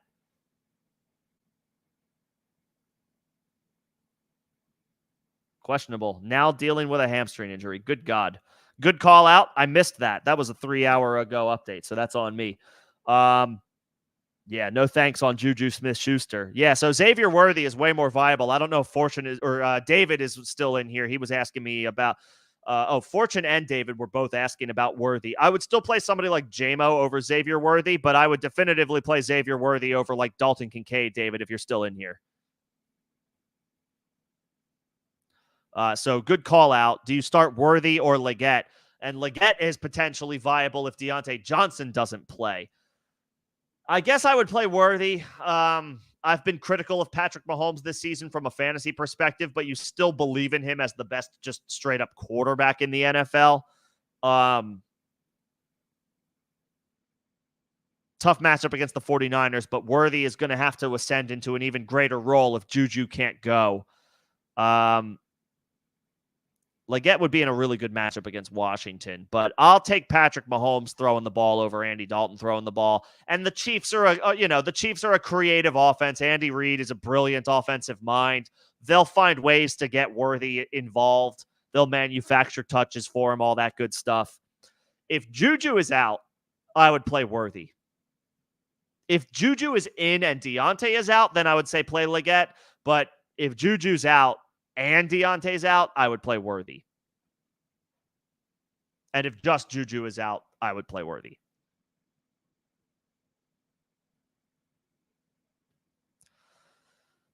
Let's see. Did I get this question already? Jefferson McConkey. I did. I think I did already get this question. Did I answer this question out of turn? I apologize if I did. I thought I answered this like earlier, but if I didn't, then I apologize. Jefferson, McConkey, and Romeo Doubs was my answer. Oh no, David had a literal David right underneath it. My member had the same exact question. That's what it was, and it's a very similar group of wide receivers. Actually, that's very. How did that happen? Do y'all have the same freaking lineup?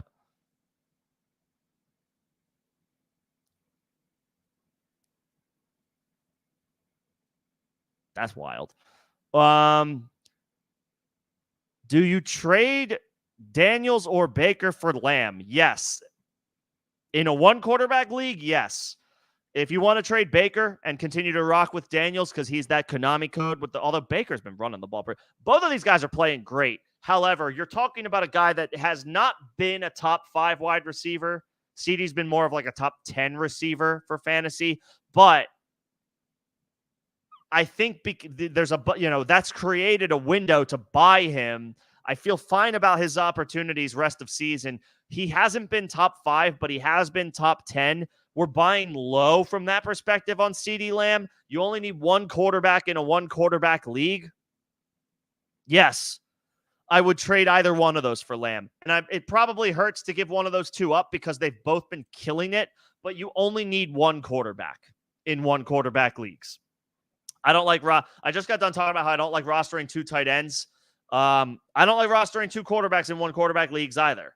Because in all likelihood, if I have to, I'll figure out a stream option week to week in a worst case scenario. Whereas I can take one of those quarterbacks in a one quarterback league and trade them for a guy that you still have top 5 hope and potential for in CeeDee Lamb. Yes, I would do that. Yes, I would do that.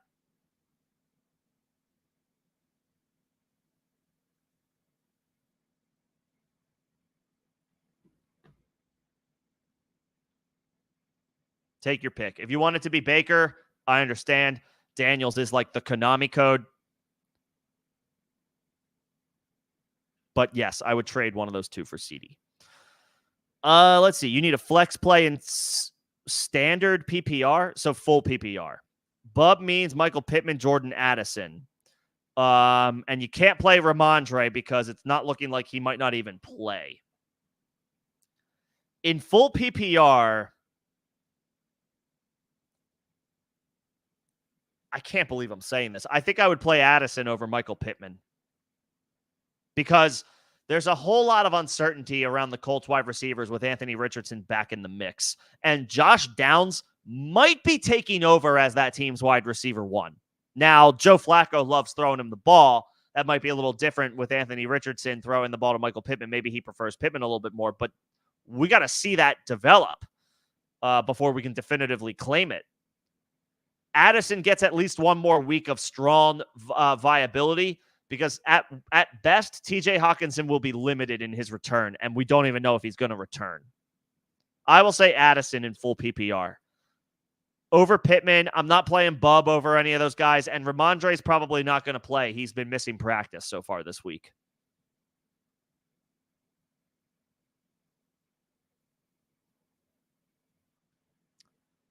David, I got your question. Bub or Najee in full PPR? Najee against the Jets. Tough matchup, but give me a starting running back over a dart throw wide receiver. Bub Means is worth rostering. Let me make that very clear. I don't want to make it sound like I'm like hating on Bub Means. He is worth rostering, but in 10 and 12 and maybe even 14 team leagues, he is a difficult sell as a guy you're firing up tonight. He is a stash, and let's see. I know he scored last week, and I know Patrick Surtain is out. These circumstances are still like less than ideal on paper, and I need to see some consistency before I say, yeah, let's go to the well with Bub Means, especially when your alternative is a guy who is a proven running back and has been delivering from a fantasy perspective. It's not a great matchup, although the Jets are not as dominant on defense as we expected them to be coming into the season, and they're at home. Give me Najee. Give me Najee. What's up, E111? What's going on, man?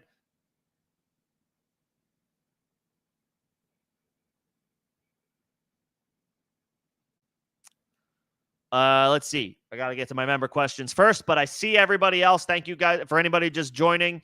I got to get to my members first. That is a perk of being a member of the channel, so you will get your questions answered out of turn, out of order, but I will get to everybody else. I have my spot in line. Sit tight. Promise I'll get to y'all. Do you drop Tracy or Charbonnet for Algier or stay put? I would keep Tracy because you have Singletary, but I am definitely into the idea of dropping Charbonnet for Algier. Algier needs to be on a roster. Tyler Algier should not be on waivers. He's difficult to trust from a start perspective because of Bijan, but he's too good to be on waivers.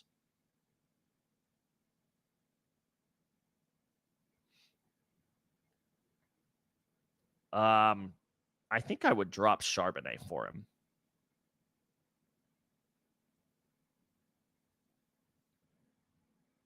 I think I would drop Charbonnet for him.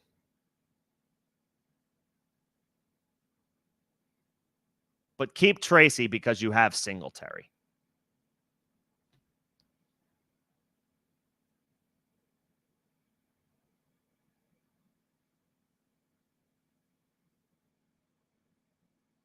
Like Algier, he had a nice week last week. They got a nice stretch of games coming up. Charbonnet is viable because if Walker gets hurt, but you could say the same thing about Algier with Bijan. Maybe try to I can't trade. Could you trade Charbonnet and like a depth wide receiver to the person in your league who has Kenneth Walker? Maybe get a wide receiver in return, free up a roster spot, and that way you pick up Algier? Like, could you try that? Go to the person in your league, E11, E111. I always freaking do that. I apologize. Could you go to the person in your league who has Kenneth Walker and dangle Charbonnet and maybe like your fourth or fifth wide receiver for a wide receiver 3 and then pick up Algier? Did you try that? I always encourage everybody, and this is for get creative with the way that you're trying to make moves or room on your roster. If you see a dude that you want to pick up for a guy that you're willing to drop, especially a running back handcuff, go to the person in your league who has the starter. You are way more likely to be able to get a trade going with that person than anybody else. Take that depth, that handcuff running back, take your last wide receiver so you can get a wide receiver upgrade and then pick up the running back you want on the waiver wire. You play chess while your league mates play checkers. Okay.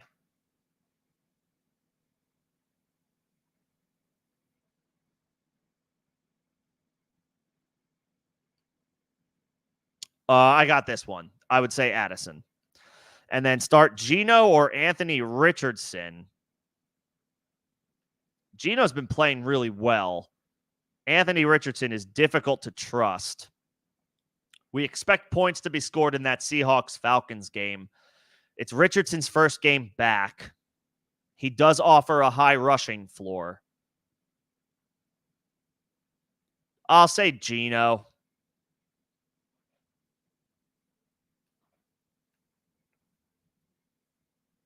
I'll say Geno.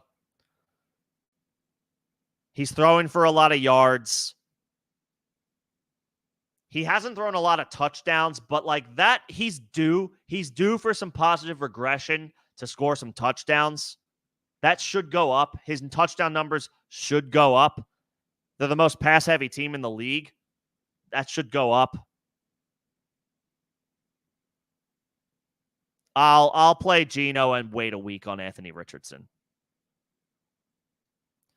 And this was the... Okay, so you have a similar potential on the table. I prefer CD to Gibbs just because David Montgomery has been Gibbs is awesome, but Montgomery is like a major thorn in his side. CD, there's no thorns in his side. It is CD Lamb as alpha dog in the Cowboys wide receiver core. I would much prefer you trade one of those quarterbacks for CD than for Gibbs.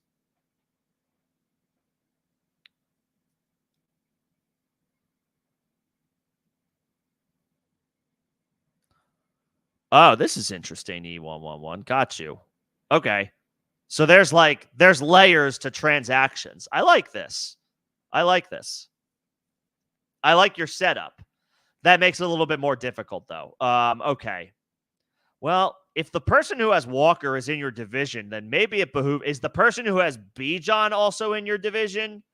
If not, then maybe it actually makes a little bit more sense to hold Charbonnet, because then, you know, in specific scenarios, you then hold, you know, the keys over a division opponent.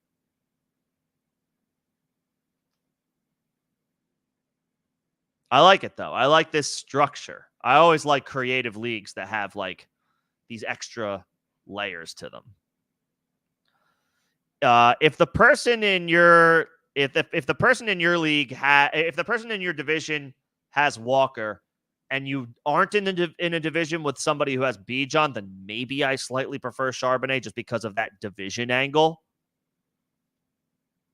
But all things equal, I would probably say Algier over Charbonnet, because now Walker's healthy and dominating.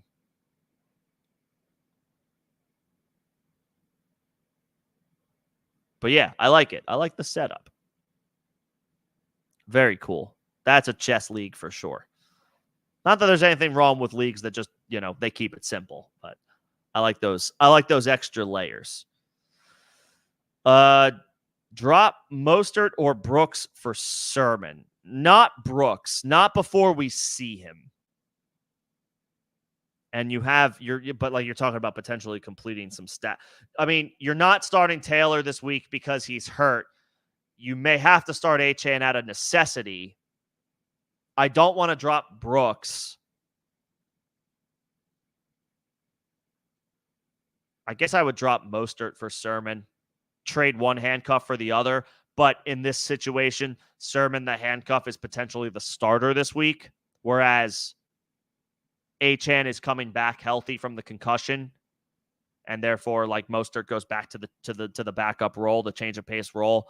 I would drop Mostert for Sermon, especially if you need a guy this week at running back.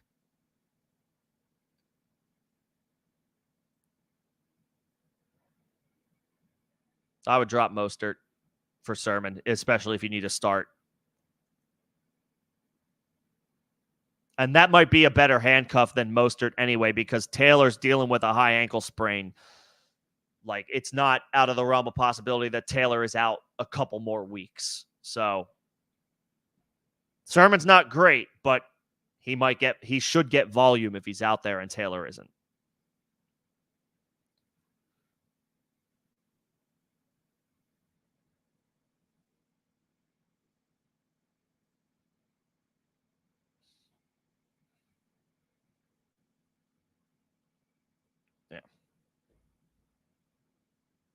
Yeah. He's not very good, but if a player is a starter, like, you know, you have volume to bank on. Flex 2. Pittman, Sermon, Bub Means. Oof. I hate this decision. I hate this decision. I don't want to play Pittman with Anthony Richardson back in the mix, but I don't feel that strongly about Bub Means as a dart throw. And I just got done talking about Sermon. I mean, the only reason Sermon is in, his lineup consideration is because of volume, which it looks like he might get if Taylor's out. And it's a good matchup.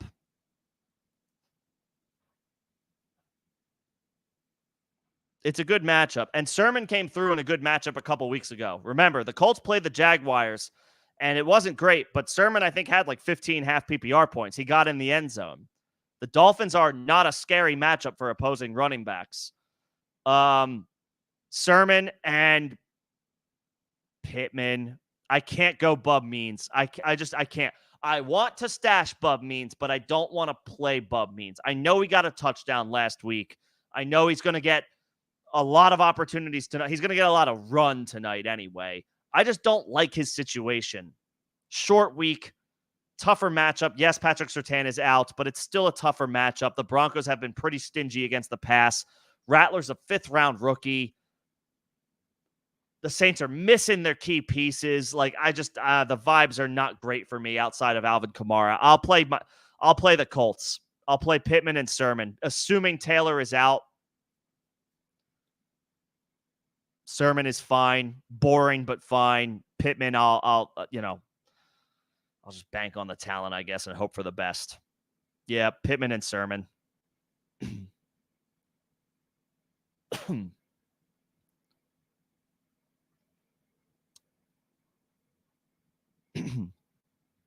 Oh, Nick, appreciate the super. Thank you so much. That's very kind of you. If you're interested in becoming a member, and again, members do get priority responses, that you'll get jumped out a lot. You'll jump out of line, out of order, so you get the response faster. First link in the description of this live stream. Any membership level, there are additional perks in the membership levels, but just the lowest level will get you priority responses to questions. First link in the description of the stream. We'll give you the details over there. But thank you, Nick, for your interest and for the super. Very kind of you. Appreciate that. Your only options to pick up Sermon is to drop Braylon Allen, Cam Akers.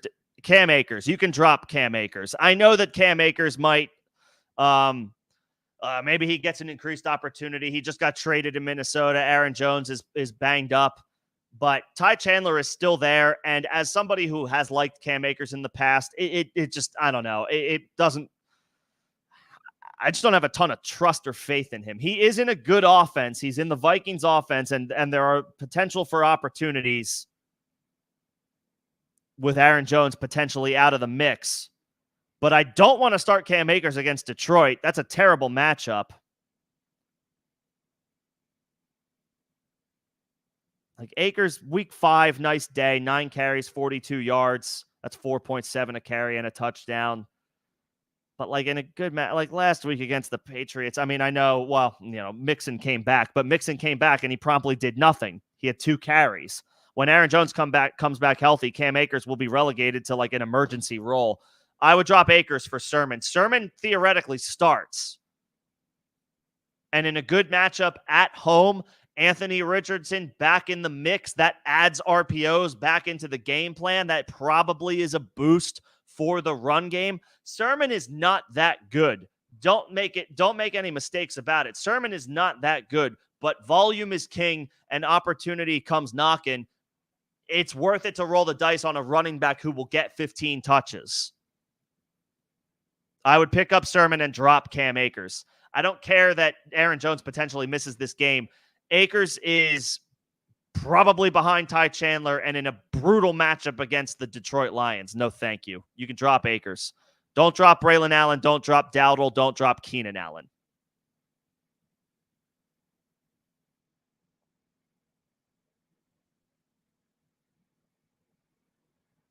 All right, but appreciate the super, Nick. Very kind of you. Let me know if you need anything else. And yeah, appreciate your interest in becoming a member. All right, back up to the top. I have my spot in line. Again, appreciate everybody's patience. I know the game is coming up in about a half hour. I see all your questions. I will get to them. I got to this one. Pittman and Sermon over Bub Means. Demario Douglas, Romeo Doubs, or Wandale. Is this full PPR? I would go Wandale. I would go Wandale. Like, yes, Malik Neighbors is back, but Wandale was 5th in the NFL in targets with a healthy Malik Neighbors. Against a beatable matchup against the Eagles, I'll take Wandale. And then give me the Steelers over the Bengals. I don't care that the Bengals are playing the Cleveland Browns. They're on the road, and they're not good. The Steelers' defense is good. And Aaron Rodgers isn't, Aaron Rodgers, Garrett Wilson, Devontae Adams. Yeah, that looks tough on paper, but it's their first game together. Let's see how things shake out. And the Pittsburgh Steelers defense is one of the toughest in the NFL. Give me a good defense at home over a bad defense in a good matchup on the road. Just give me a good defense at home.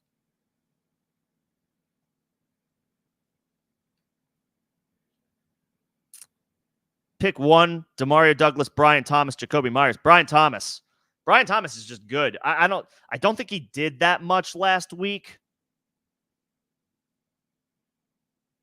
It was a slightly tougher matchup against the Bears. This is a better matchup he gets against the New England Patriots. Yeah, 3 catches, 27 yards, not great on 6 targets, but this is a good matchup, and Brian Thomas put up 2 wide receiver 1 weeks prior to last week. I would go back to the well. Yes, Demario Douglas is in an incredible matchup, but Brian Thomas is a better football. I think it's already fair to say Brian Thomas is a better player than Demario Douglas, and in a good matchup, I'll bet on the talent. Give me Demario, or give me Brian Thomas over Demario. And Jacoby Myers, I'm not, he's the wide receiver 1 now, but the Raiders' offense is it's tough to trust. It's a good matchup against the Rams, but coming off an injury, I'll take the young fresh legs. I'll take Brian Thomas.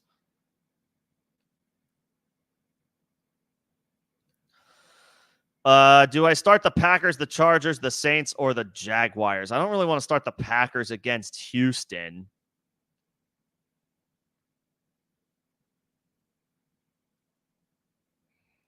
I don't really want to start the Jaguars. Their defense stinks.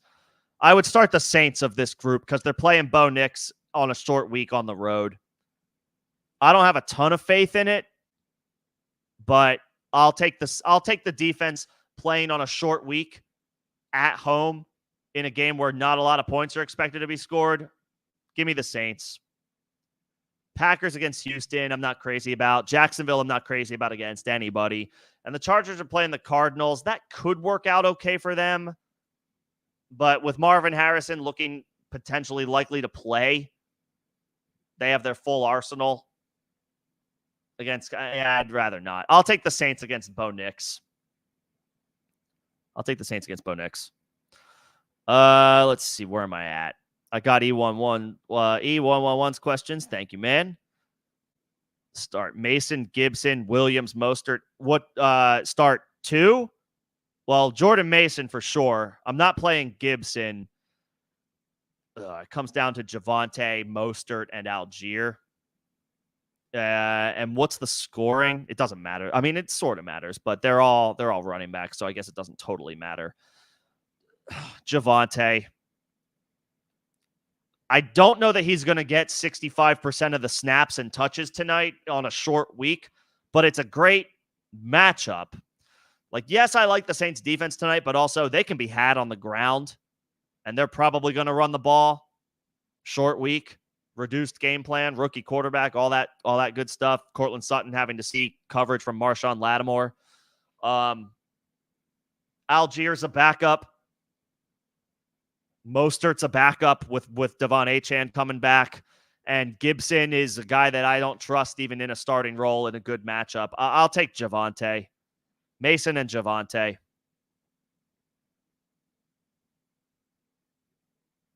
It's full PPR. I mean, Mason, no matter what. I'll take Javonte. I'm lukewarm on Javonte. I do think Jaleel McLaughlin and Sir Audric Estime, first of his name, I call him that because his name just sounds like he's like a lord from the Middle Ages, could get involved, especially on a short week. But Javonte's the starter, and it's a good matchup. I'll take him over Mostert with a healthy Achane and over Algier. Good matchup for Algier, but he's not a lock to do what he did last week every week when Bijan is obviously healthy and doing his thing. I'll take Mason and Javonte.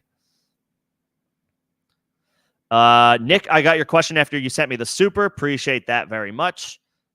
And I got all my member questions. Yeah, I got all my member questions. So I think I got my spot. You dropped Alexander Madison for Jacoby Myers. I mean, what is Zamir White's status? I know he missed the past couple of weeks. I think he returned to practice this week. He also isn't very good. Stays limited in practice. So he's potentially available to return. I mean, Myers is fine as a pickup if you need the wide receiver help. He's going to be the wide receiver one, presumably for the rest of the season, assuming they don't make more moves, the Raiders. So that's fine. If you need the wide receiver help, that's okay. If your running backs are strong and you could use the wide receiver help, that's fine. If your running backs are hurting and you have good options at wide receiver, then I probably wouldn't have done that, but maybe you wouldn't have done that if that was the situation that you're in.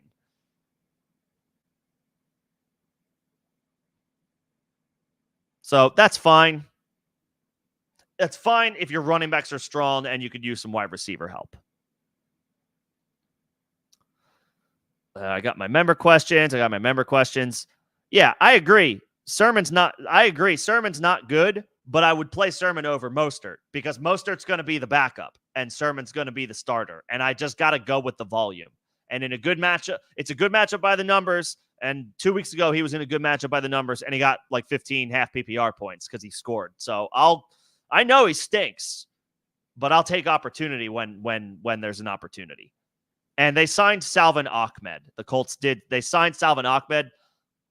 Like, yeah, that's fine. And he's a practice squad dude who's just getting there. Like Evan Hall will be ahead of Salvin Ahmed if it's like if Sermon is out and then it's Tyler Goodson. Tyler Goodson is the guy.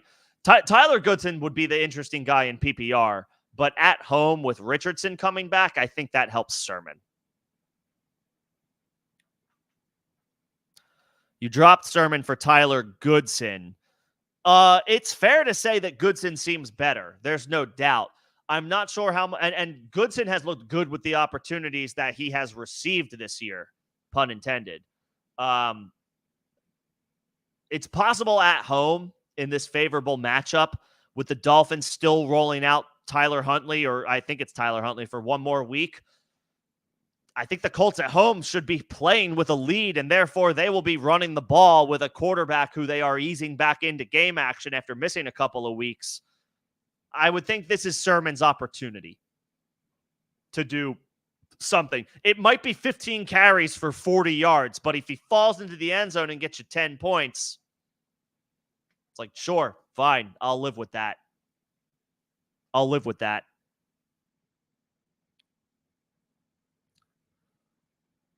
Also, apologies. I did not skip the question.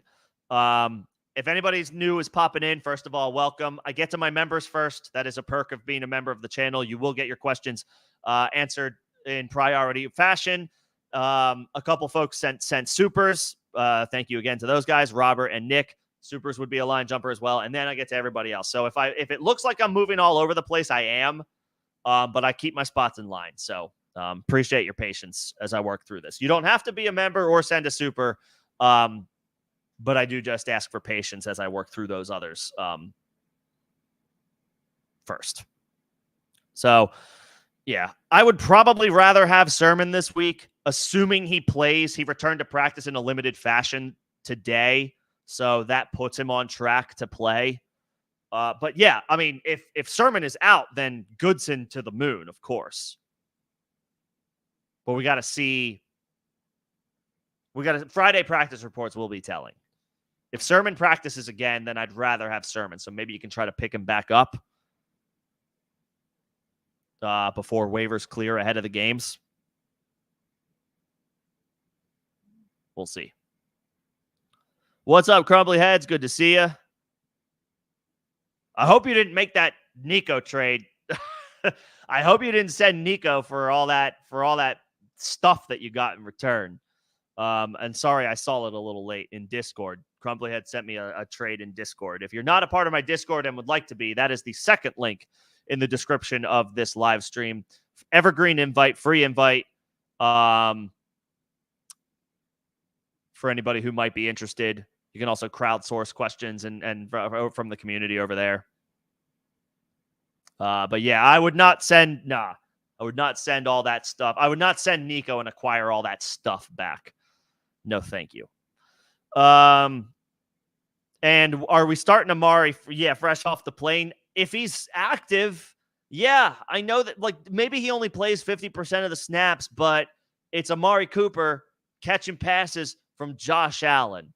Like, yeah, I'll roll those dice. Like, I have CD on bye.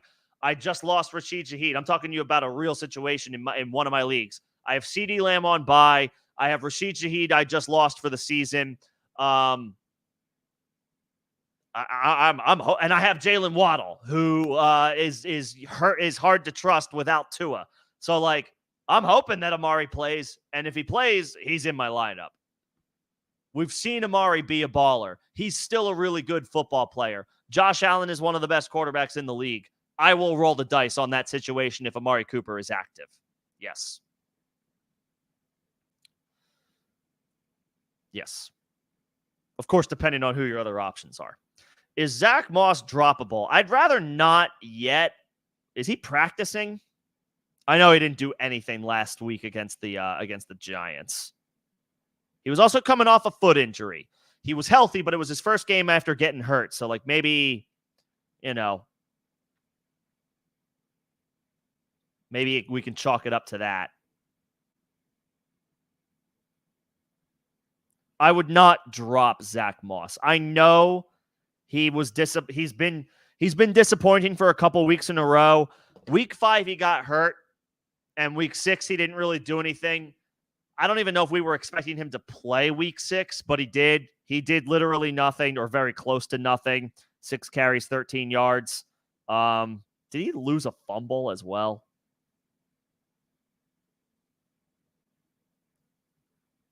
Yeah, 1.3, 1.5. Yeah, he didn't. Yeah, he had a bad game. I'm not dropping Moss yet. Not yet. It's too soon. 1 or 2 more really bad weeks, and we can revisit this question, but I don't want to drop Zach Moss. Not yet. And then you guys are welcome. I see some. Thank you guys for coming in and hanging out. Hopefully this was helpful. Appreciate your time. If White doesn't play, is Sean Tucker startable?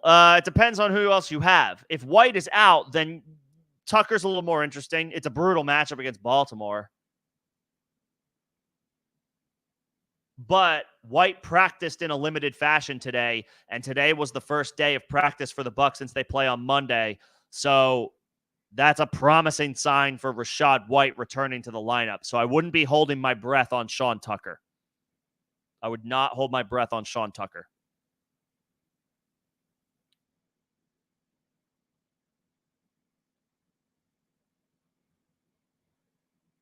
Yeah, nah. I don't want to play any of those Bucs running backs, to be brutally honest. I don't want to play any of them.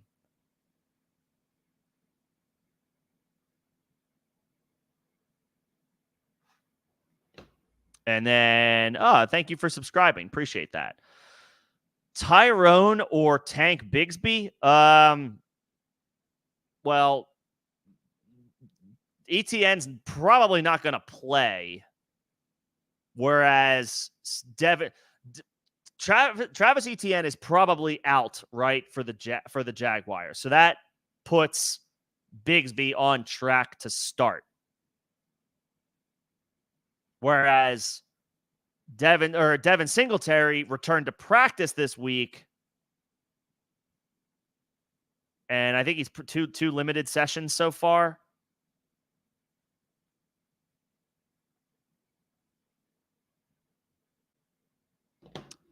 Yeah, I would play. I would play Bigsby. I would play Bigsby.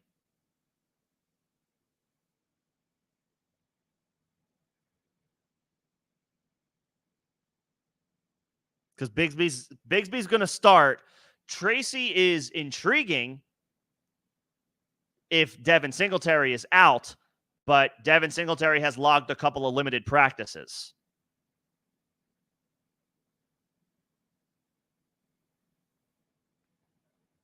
Whereas ETN's probably not going to play. So that means Bigsby's in line to start. I'd rather play him. And just check ETN. I'm pretty sure he's not practicing right now. Oh, he is. He's limited. What the hell is that?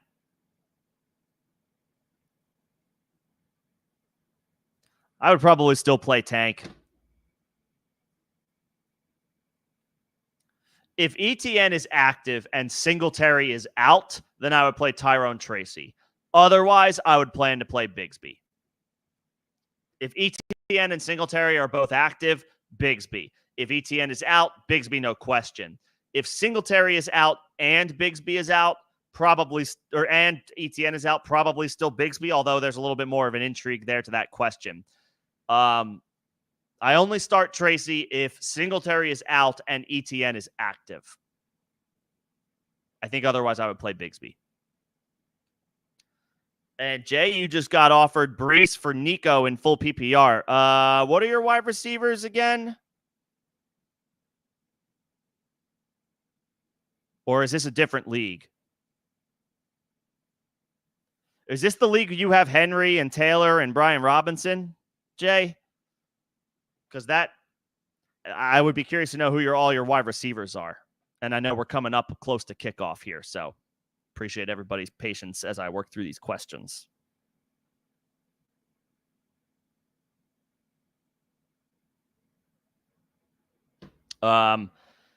Jay, if you're strong at running back and lacking in wide receiver, I probably wouldn't make this move. But if you need, if you're solid at wide receiver, but you could use another running back and you need a guy to help you now as opposed to waiting on Nico, then that's fine to make that move. But I would need to I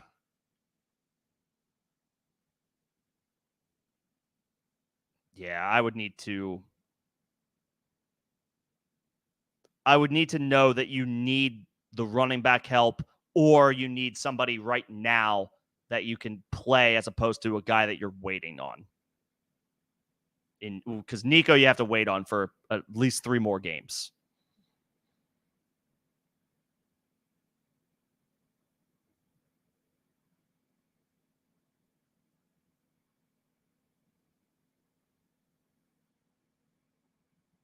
Yeah. Nico, Cooper, Jefferson. And then I would, you start, okay, it is that league. I don't think I would do that because you've got strong options at running back. Obviously, Taylor Taylor being out hurts, but you still have Henry. Who else do you have over there? You have Brian Robinson, right? You have Javonte. Yeah. And then, oh, that's right. You have Jefferson, you have Neighbors, you have Cooper. Yeah, no, I wouldn't do that. Because if anything happens to Jefferson, Neighbors, or Cooper, I don't want to be relying on Michael Pittman. I'd rather be relying on Nico Collins. Whereas with your running backs, you still have Henry, you have Brian Robinson, you have Javonte, so you have 3 healthy options. You have an intriguing option in Chubb coming back, and now you're just waiting on Jonathan Taylor to return.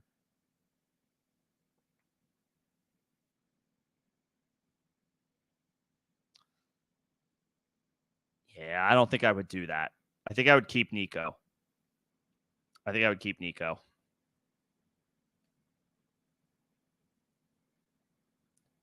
Yeah, and I think you could, as long as you can wait, and I think you can wait. Sure, yeah. If you want to drop you could drop an image or a picture in the Discord, and that way we can visualize it. But I don't think I would trade Nico for Brees. When you've got really good, Brees is a stud, but you also already have really good running back options, and I think your receiver core takes a little bit of a hit without a healthy Nico, who you can expect back in like a month's time. Maybe sooner.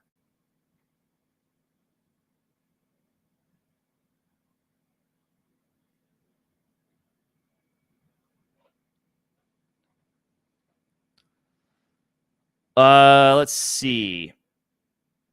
Do you trade Chase and Walker for Hunt, Engram, trading Chase and Walker for like a hodgepodge of stuff? Hunt, Engram, Chuba, Flowers, Metcalf, ETN. I mean, getting 6 pieces is crazy. I would want to know a couple of things, like who's your starting tight end that you would be acquiring Evan Engram? What does your running back core look like? You're acquiring an injured ETN whose arrow is trending down. Kareem Hunt's arrow is fine. He's going to be the starting running back for the Chiefs probably rest of season. Chuba's arrow is fine for now, but like, what does his usage look like when Jonathan Brooks comes back? Flowers had a really good week this past week, but you can't use that week. And he's been very up and down in general. And so has Metcalf, although I don't mind buying low on Metcalf. But that's not a buy low on Metcalf. You're giving up 2 of your best players. Yeah, I would. Who's your starting tight end for you to be acquiring Evan Engram? Because if it's anybody, if you have Kelsey, Bowers, McBride, Laporta, you've Otten. Okay, so it would be all right. So it would be an upgrade. I mean, who are you like? And then I guess like you're gonna have to drop some players to make room. So like, who are you dropping to make room for all these guys? And are all of these guys gonna start? I mean, getting 6 players is enticing.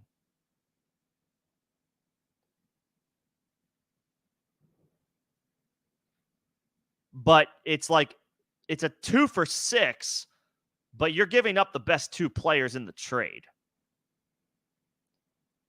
If you're like really hurting for depth, maybe you got a bunch of guys injured.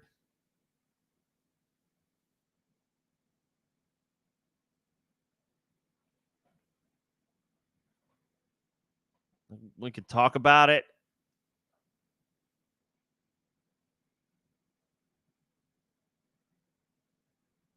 Okay. Yeah, I don't know. I don't mind the haul. I'm a little hesitant, though, because these are 2 really good players that you would be giving up. And Walker looks like a locked and loaded RB1 rest of the season. I don't know. Hunt might be, but he's going to have his down weeks. Chuba might be. ETN is hard to trust. I like the Metcalf buy low.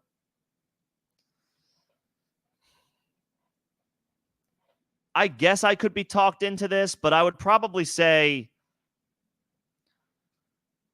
take Flowers and ETN out of this trade and see if you can get somebody better than those 2 combined. Because the arrow is pointing down on ETN, and I'm not a big Zay Flowers guy. I know he popped against Washington, but he's very up and down. A lot because of the flow of the offense. Could you get Hunt, Engram, Chuba, Metcalf, and then like another really good wide receiver? I would say keep Flowers, keep ETN, and add another like better player than those 2 guys. Like just one better player than those 2 guys. That's what I would counter with. Take Hunt, take Engram, take Metcalf, take Chuba. Tell them to keep Flowers and ETN and add a more enticing piece than the 2 of those guys combined. And then I'm interested.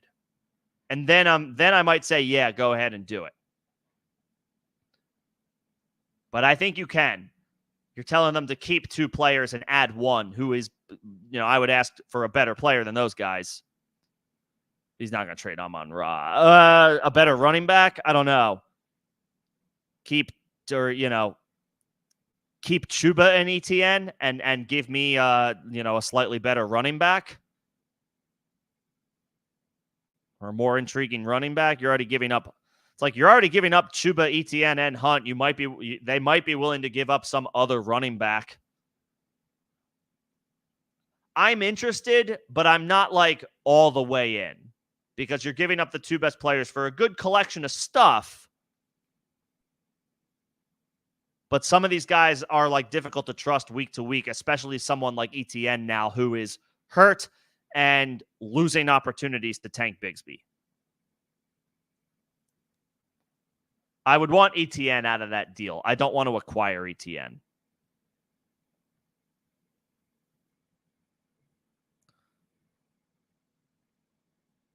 You still have Kamara. I mean,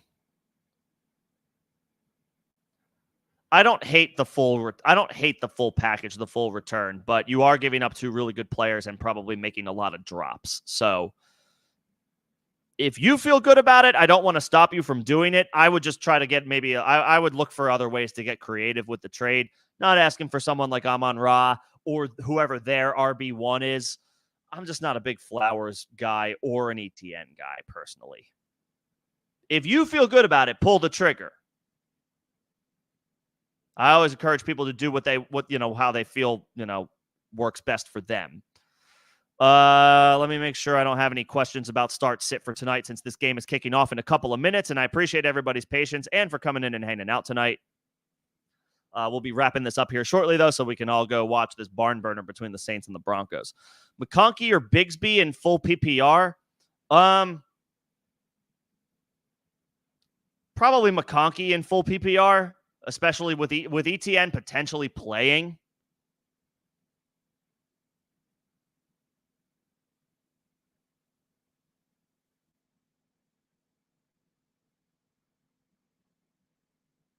I'll take McConkey over Bigsby because ETN might play after all, and even if he doesn't, McConkey's a solid bet in PPR leagues, and it's a good matchup against Arizona.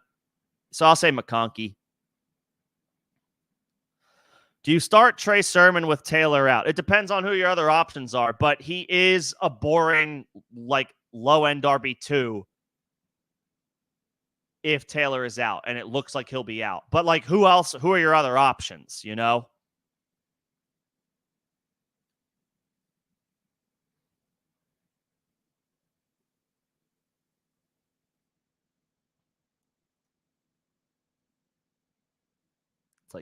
are your other options, I know Trey Sermon's not good, but volume is volume, and it's a good matchup by the numbers. And he came through with volume in a good matchup 2 weeks ago. So it depends on who your other options are. But Sermon is viable as an option. I had a sneeze that just got stuck. That's always fun. Sermon's a viable option with Taylor out as a boring RB2. I know he's not good, but he can come through with volume. And I think the Colts run game gets a boost with Anthony Richardson returning. RPOs and all that good stuff. As far as who has a longer hog between the two of them, the answer is Tyler Goodson. He has the longest hog of the three. He has Terry. Keep Flowers. Keep ETN. Ask for Terry McLaurin. If you can get that instead of Flowers and ETN, then pull the trigger. Or Flowers and Hunt, or ETN and Hunt, or any. If you can, I would take Flowers and ETN out of that trade, or some combination of those two. If you can add Terry in the trade, then yes, let's do it. Let's do that. And then Juju or Douglas, is that for this week? Douglas. Juju picked up a hamstring injury today. So no thanks. I'll take Douglas. All right, guys, this game is kicking off. So I will be wrapping up shop here, but appreciate everybody coming in and hanging out. Special shout out to my members. Thank you guys for coming in. I know I saw Nino, I saw Derek, I saw David, I saw Fortune, I saw Jay, I saw Greg. Thank you all. Shout out to Nick and Robert for the supers. Very kind of you guys. Appreciate the support. And for everybody coming in and hanging out. I will be live again. Saturday, 5 p.m. Eastern for more start sit help. We'll have full practice reports on Friday, we'll have Friday practice reports to go off of and Saturday practice reports as they pertain to the Monday Night Football games. There are 2 of them this week, just as a reminder. So if you need any more start sit help, be sure to come out, hang out Friday or Saturday, 5 p.m. Eastern. Baker does have the biggest hog in the league right now. That is confirmed. Appreciate all you guys. Thanks so much for coming and hanging out. I will see you Saturday, 5 p.m. Eastern, and best of luck in your matchups. Thanks, everybody.